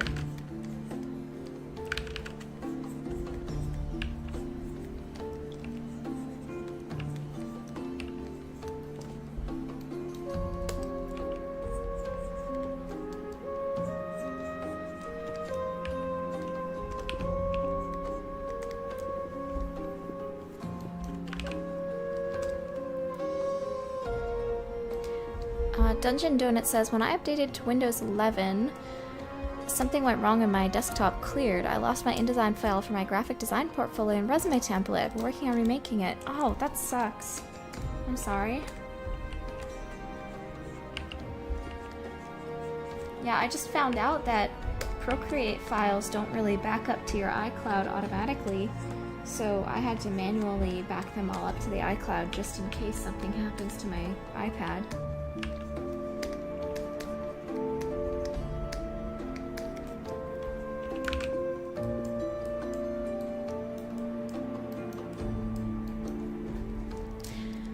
Yeah, Apple used to have those awesome, colorful computers. We had one of them when I was a kid.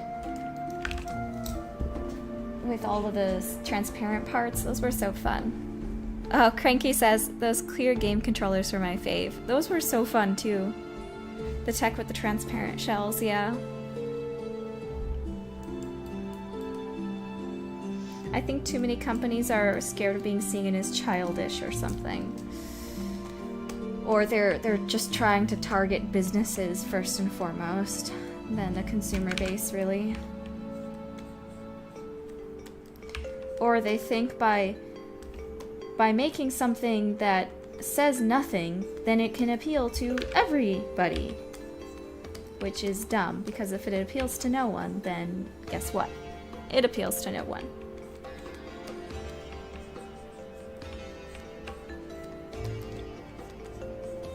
If everyone's minimalist, no one will be.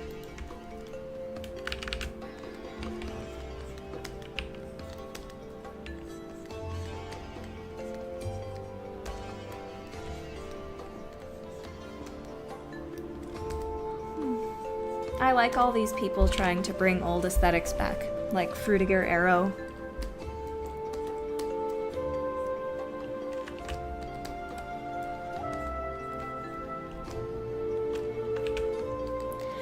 Sabrina says, let's be honest, new adults generation are kids that grew up with fun stuff and miss it and want more. That's why a lot of fashion doll lines are lately lacking in creativity.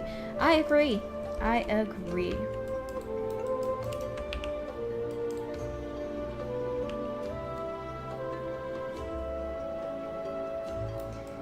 In the late 90s and early 2000s, a lot of the stuff made for kids was really fun and creative and colorful and interesting and just made to be fun for kids. And I don't know, we've lost something. Maybe it's because I'm an adult now and I don't really engage with children's media anymore, so I don't exactly know what the kids are watching these days, besides like Bluey and Miss Rachel. But I don't know. Is it true that everybody's just got their kids on iPads watching AI YouTube shorts? Because that's the most depressing thing.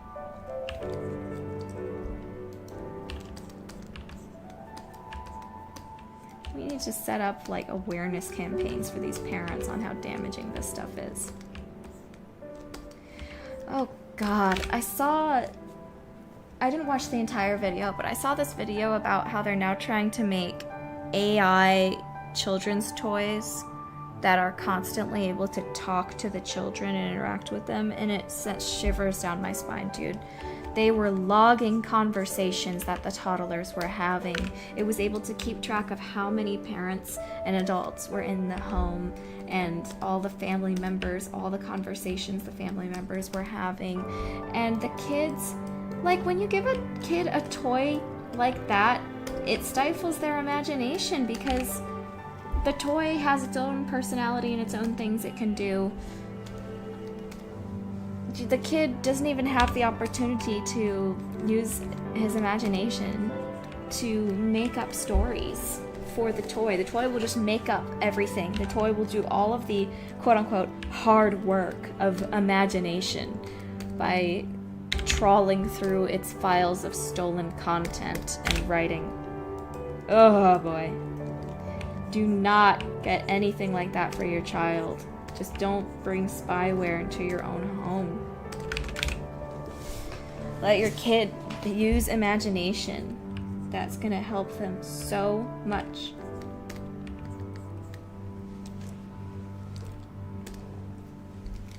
Yeah, really, multi-fandom studios.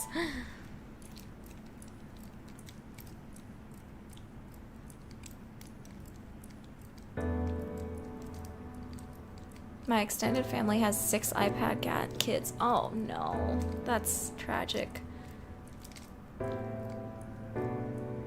I will say, guys, though, that the kids that I work with at my church's childcare, they are some really smart kids. The entire generation is not lost. We have some kids that are being raised with parents who are trying to help them be the best and smartest they can be. Like, we were having some pretty deep conversations in Sunday school. It was really cool. So, we don't have to be entirely doomer. Humanity's always going to be there. It's going to be good things and bad things, but I think the best thing we can do is just raise awareness to the people in our lives, you know? Try to warn them gently about some of this stuff. They might not even know why it's bad, because they've never heard it, you know?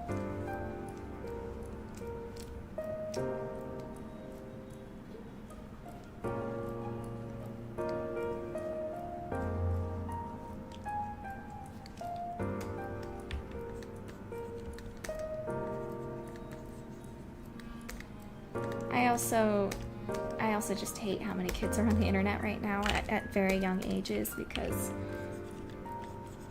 Lord knows, I was on the internet as a teenager and it was not good for mental health. People really need to be careful. But not to be doomer and gloomer. the best thing we can do is try to make change in our own personal lives and the lives of people we know. And the change that I'm trying to do is trying to make a game that encourages kids to think and engages them and treats them seriously and makes them think and puzzle things out. So I can only hope that in my small way I can be a part of some kids, my work can be a part of some kids' childhood and encourage them to grow and create in the future.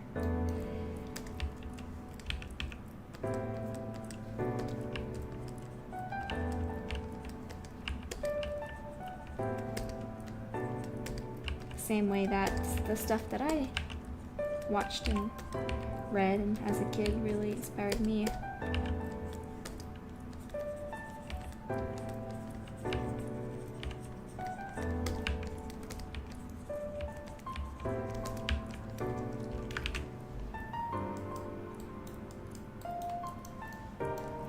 Oh, you played kids games and you watched anime episodes split into many parts. Yeah.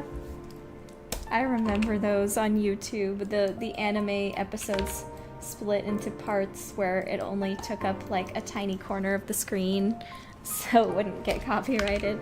That was fun. I used to play a lot of Webkins and I played a lot of Club Penguin. There was also this really obscure one called Yville. Does anyone remember Yville? That one was weird. Yeah, it was like an edutainment site. And all the avatars were hideous.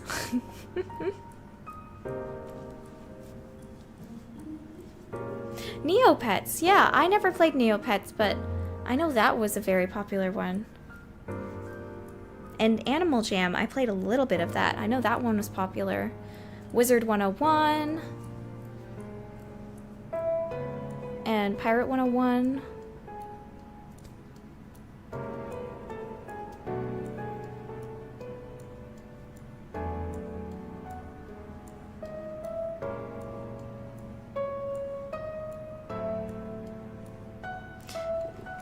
Cranky says, Neopets lost me with the massive UI update. The site became impossible for me to navigate. Oh, that sucks. I think Webkins got an update that people didn't like either. Okay, this was Yville.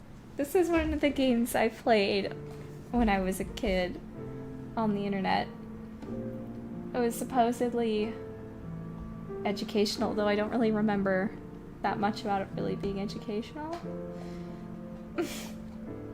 I just remember that non-members had really ugly avatars, but people who were members, they got to do like these actual characters and have cute early 2000s hairstyles and all of that stuff. It was so funny. It was like Club Penguin, where if you paid, you got to look cool. If you didn't pay, you were a loser. But yeah, my avatar probably looked something like... Oh my gosh, I think this was the hairstyle I had? Anyway, it was pretty hilarious. So early to that. You played Yville too? Okay, you're the only other person I've heard of who also played it. Did anyone else play Bearville, the Build-A-Bear Workshop one? Also, I would go on Barbie.com and PollyPocket.com and DisneyChannel.com all the time for those Flash games. I loved those Flash games. And I remember there was this Kim Possible Flash game that was really hard and I always wanted to beat it, but the controls were so clunky. It was the Kim Possible game where she's like going back in time and you have to play as her when she's like in kindergarten. And then in when she's a teenager. It was super hard. Maybe I should try it again now that I'm older. See if I can actually beat it, if it was actually that hard or not.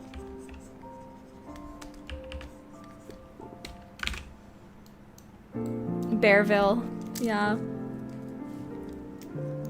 Make a bear at Build-A-Bear Workshop. There's a bear for everyone.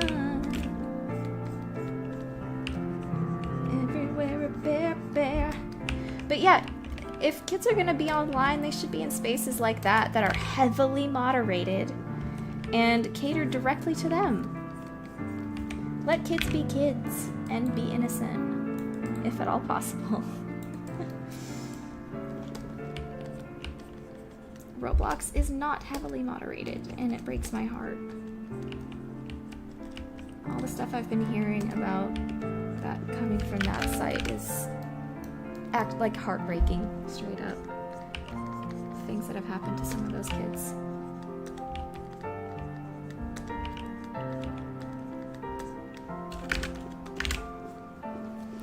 Feral Heart. I haven't heard of that one. You remember that Kim Possible one? Yep. Movie Star Planet. I heard about that one. There was also a Barbie one that I don't think lasted very long. But it was more of the Mycene kind of Barbie stuff, I think. Oh, do you guys remember Pop Tropica? I loved Pop Tropica because it was really just straight up like an actual adventure, point and click adventure game that was free. It was a free point and click adventure game. Especially, I really liked the Greek island and the cryptozoology island. Hold on. Cryptids Island. This one was so fun. Where you had to go around and find the different cryptids. Like Nessie and Bigfoot. Oh yeah, there was a fake Nessie too.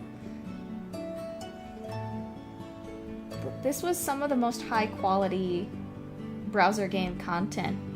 Because like I said, it was a straight up adventure game. With little stories and everything. It was so neat.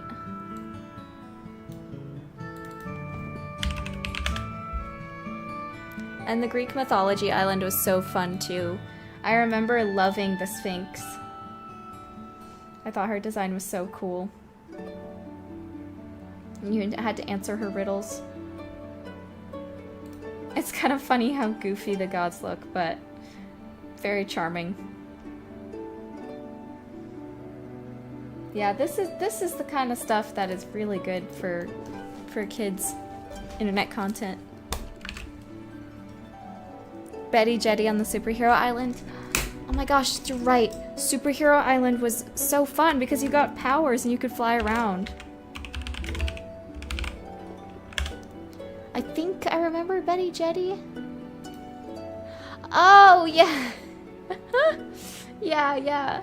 I remember her. And Dr. Hair. Oh my gosh. That is so funny.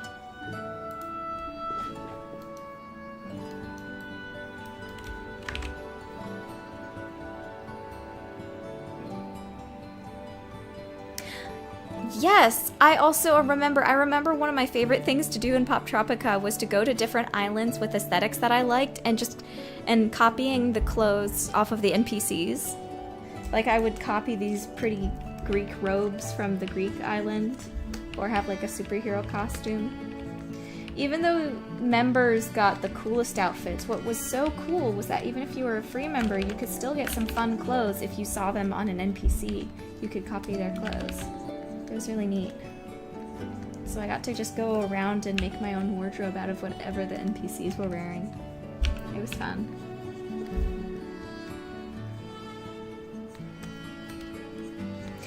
But one of my favorite things as a kid was the Club Penguin events, especially whenever there was a new spy event, a spy mission on the Club Penguin Island to defeat the polar bear. That always felt like a huge deal. When I logged in and there was a new mission to do, that was crazy fun. It's amazing how things that are technically so small, when they're experienced by a kid, can somehow be so important, you know? Like, this was just a goofy little Flash game, but they put so much, you know, love and effort into them that it ended up becoming foundational experiences, right? That's what's so, I guess, powerful and a little humbling about being a game developer targeting younger audiences. Because I would say my games are for everyone, but probably the target audience would be tweens or teens. Is that you kind of have a power, and you want to use it for good, you know? You want to make things that are uplifting and encouraging. And I'm not saying that, you know, every piece of media has to be uplifting. I'm not saying that. What I'm saying is that especially when you're making something that younger generations will enjoy, you never know how much influence you really have. So sometimes you have to be careful about what you do, you know? Oh my god! Oh my god! Thank you so much! Thank you so much. Wow. Thank you very much, Mr. 10 Years in the joint. Thank you. I don't think you realize how great this is. I really needed that. Because I've started to commission the Bard songs. And so what you just gave me is really gonna help me with paying for that. For paying for the Bard songs. And I want to let you guys know, the samples that I've gotten back so far of the Bard songs are amazing. So you're directly helping to support the Bard songs. Thank you so much. Thank you so much. Because it was a super chat though, it did not summon the dancing link. So let me summon the dancing link for you. One moment.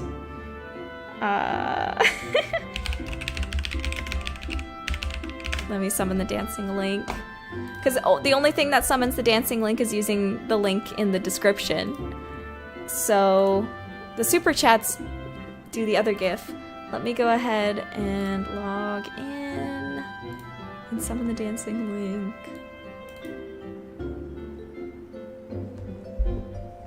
Thank you so much.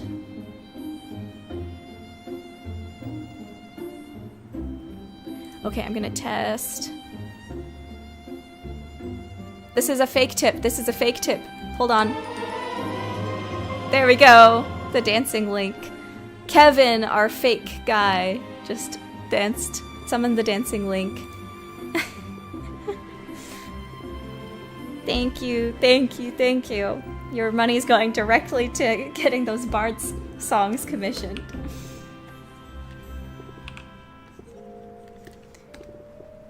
Dungeon Donut says, will we get previews? Probably, yes. They're not quite ready for previewing yet. The guy I've commissioned to work with me for the Bard songs, we're still working on them. There is some stuff I could share, but I don't know if we're ready just yet. But there's stuff in the works.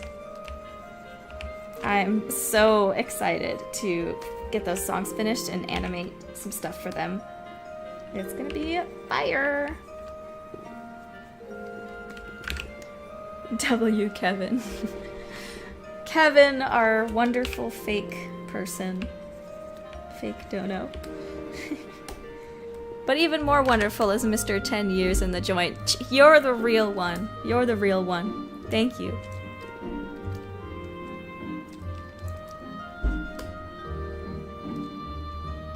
That's like the biggest donation I've gotten in a very, very long time. So that's super encouraging. Thank you.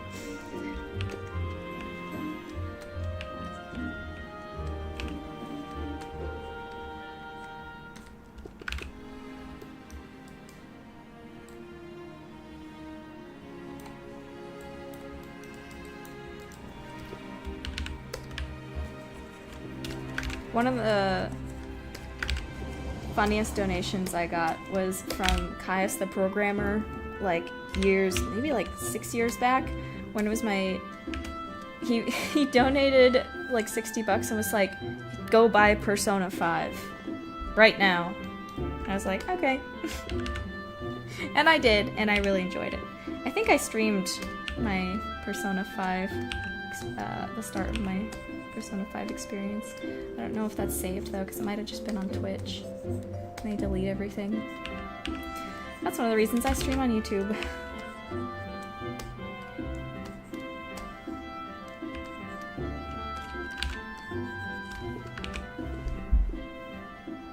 Can't wait to see who would voice and sing the bard.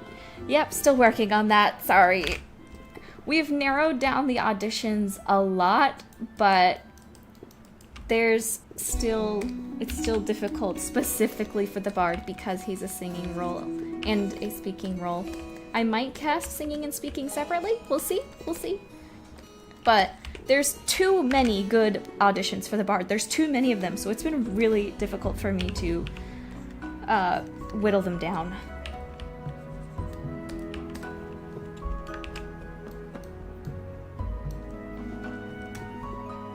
Yes, I think the bard is going to be a fan favorite for sure. I think we've discussed this, but yeah. Or will he?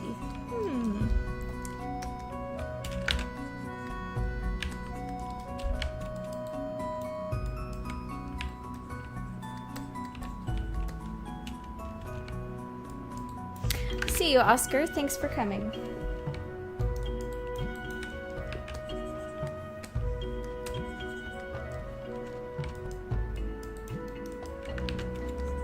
Yeah, Deirdre was also a character who had so many good auditions that it's very hard to pick. I think I'm narrowing her down quite a bit though. And your audition was lovely, Celestial. Very cute.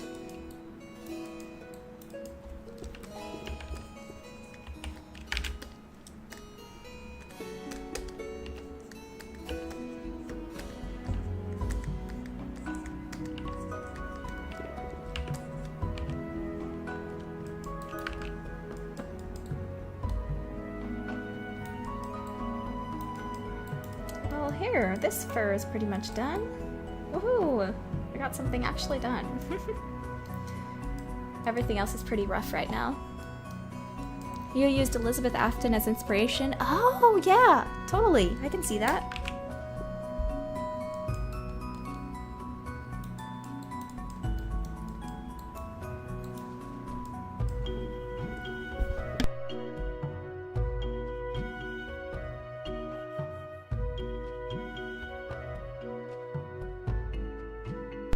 Deirdre is Judith's sister. Yeah, we haven't seen anything of her in the demo yet, so you'll meet her in the game proper.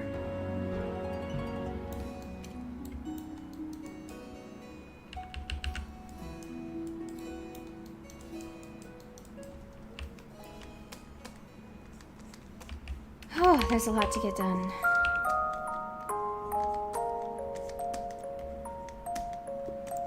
One of the big things I need to prioritize this week is script editing, because I need to have more script ready for the voice actors to voice act.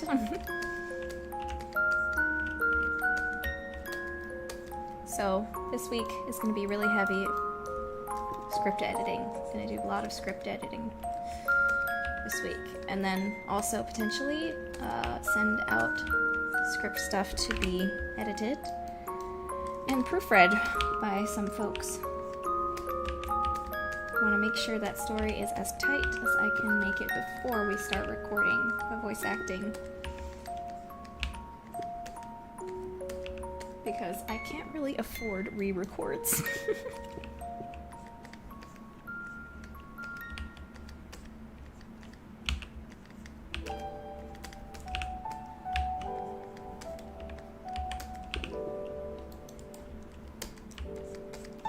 I also really need to get more of the merch sent out as well.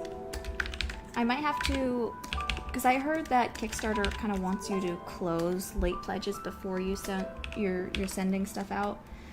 So I'll probably have to close late pledges pretty soon. That way I make sure I have everybody's addresses all locked in and then send everything else out. I think I've sent out like 30 orders so far, but there's a lot more to do, so I need to keep my promises and get that stuff sent out when I can. But I'm probably gonna have to make a video sort of letting everybody know that late pledges are gonna end, so that way it doesn't just come out of nowhere and people who wanted to pledge but haven't been able to yet will get the chance. But I'm definitely gonna need another way for people to donate if they want to support, so I'll probably have to go back to the Patreon and refine that more, because my Patreon is kind of old at this point. It needs some freshening up. I don't know, man. I got a lot of stuff to do. Just sort of laying it out for you guys as to what's going on.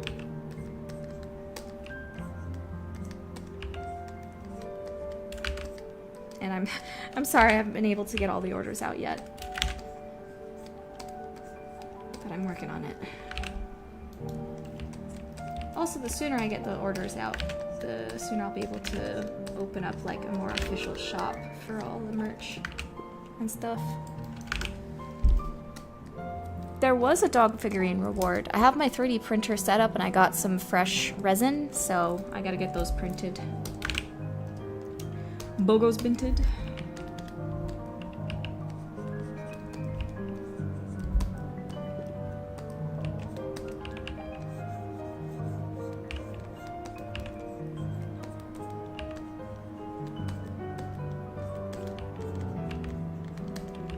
I really would like to finish the game this year, but I don't know if it's possible. We'll see. It's the hard part is that even if I did just release it next year, it's kind of one of those games that you would usually release seasonally, right? Like fall season or winter season, because it's that spooky vibe. So if I delayed it, does that mean I would have to delay it for an entire year? That doesn't seem fun, even if it doesn't need that year. And then, how am I gonna pay people for another year, you know? Ah! Okay, we'll figure this out.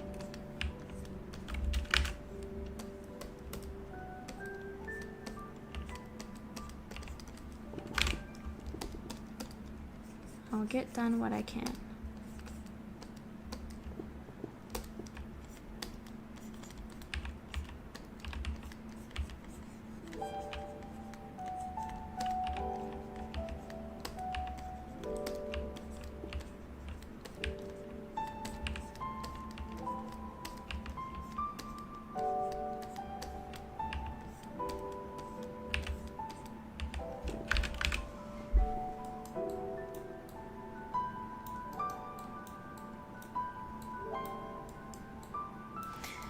Cranky says, I mean, I personally wouldn't want to compete with big Nintendo winter releases. Yeah, that's fair. Again, I think fall would probably be the ideal because it's a spooky game. But I don't think that means it has to be October either. It could be a September release. Nice fall vibes.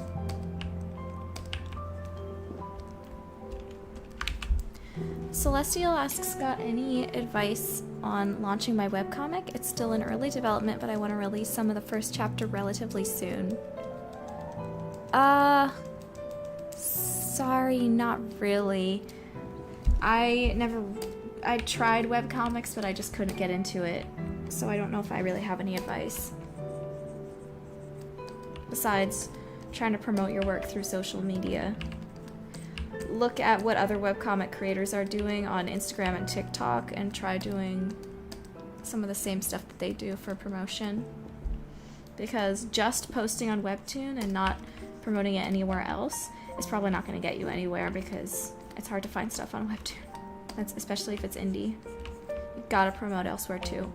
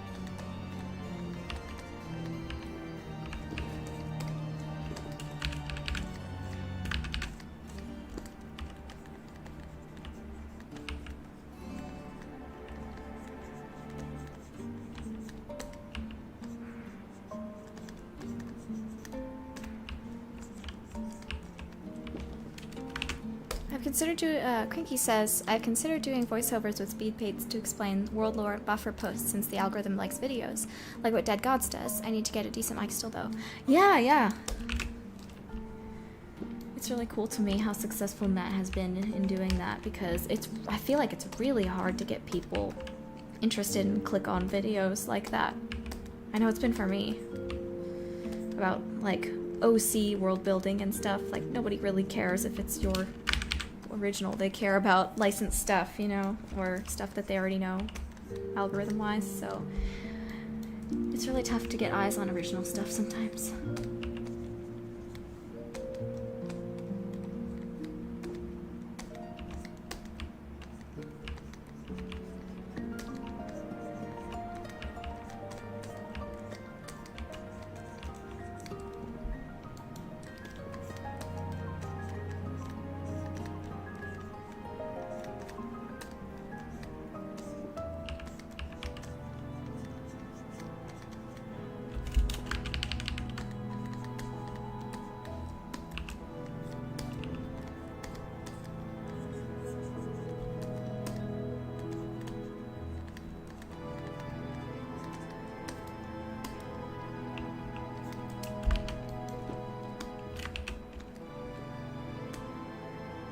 Yeah, exactly.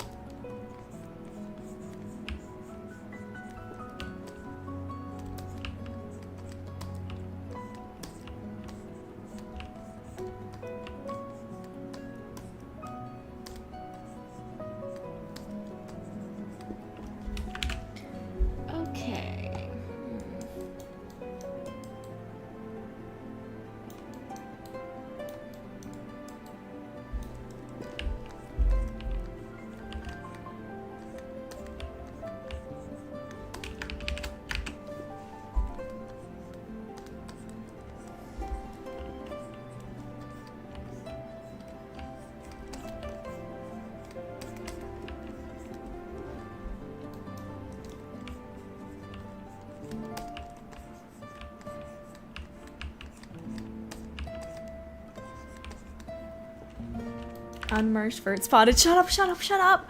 It's because of the mirror modifier, okay? I'll get that later. This is why I cannot have 3D artists on my chat. Get out of here. You're making me look stupid. But you're right. It is an unmerged vert. I think there was one over here too. Where is it?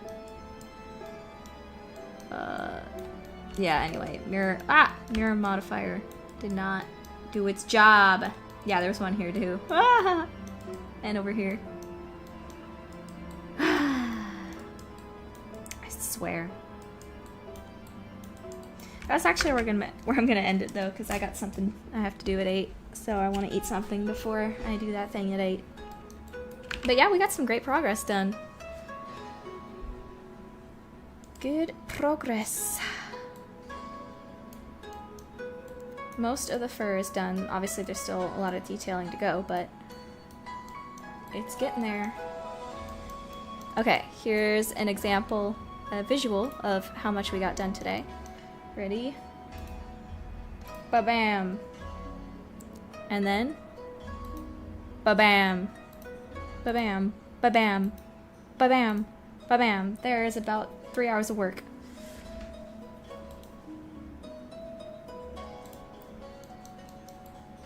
Hee hee hee. Okay.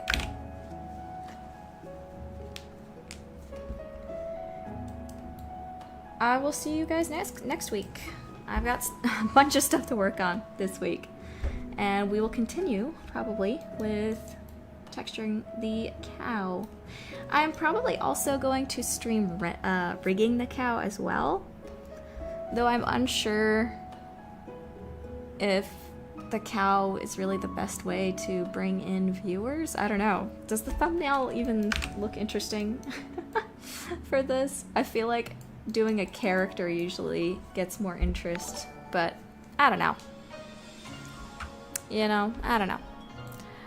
Ryu Spirit VTuber just subscribed. Thank you for subscribing, and welcome to Noiramore Academy. And thank you again for the incredible donation, Mr. 10 Years in the Joint. It seriously helps support the show. Support the game. And I hope you guys have a great night. I'll see you next week. Bye!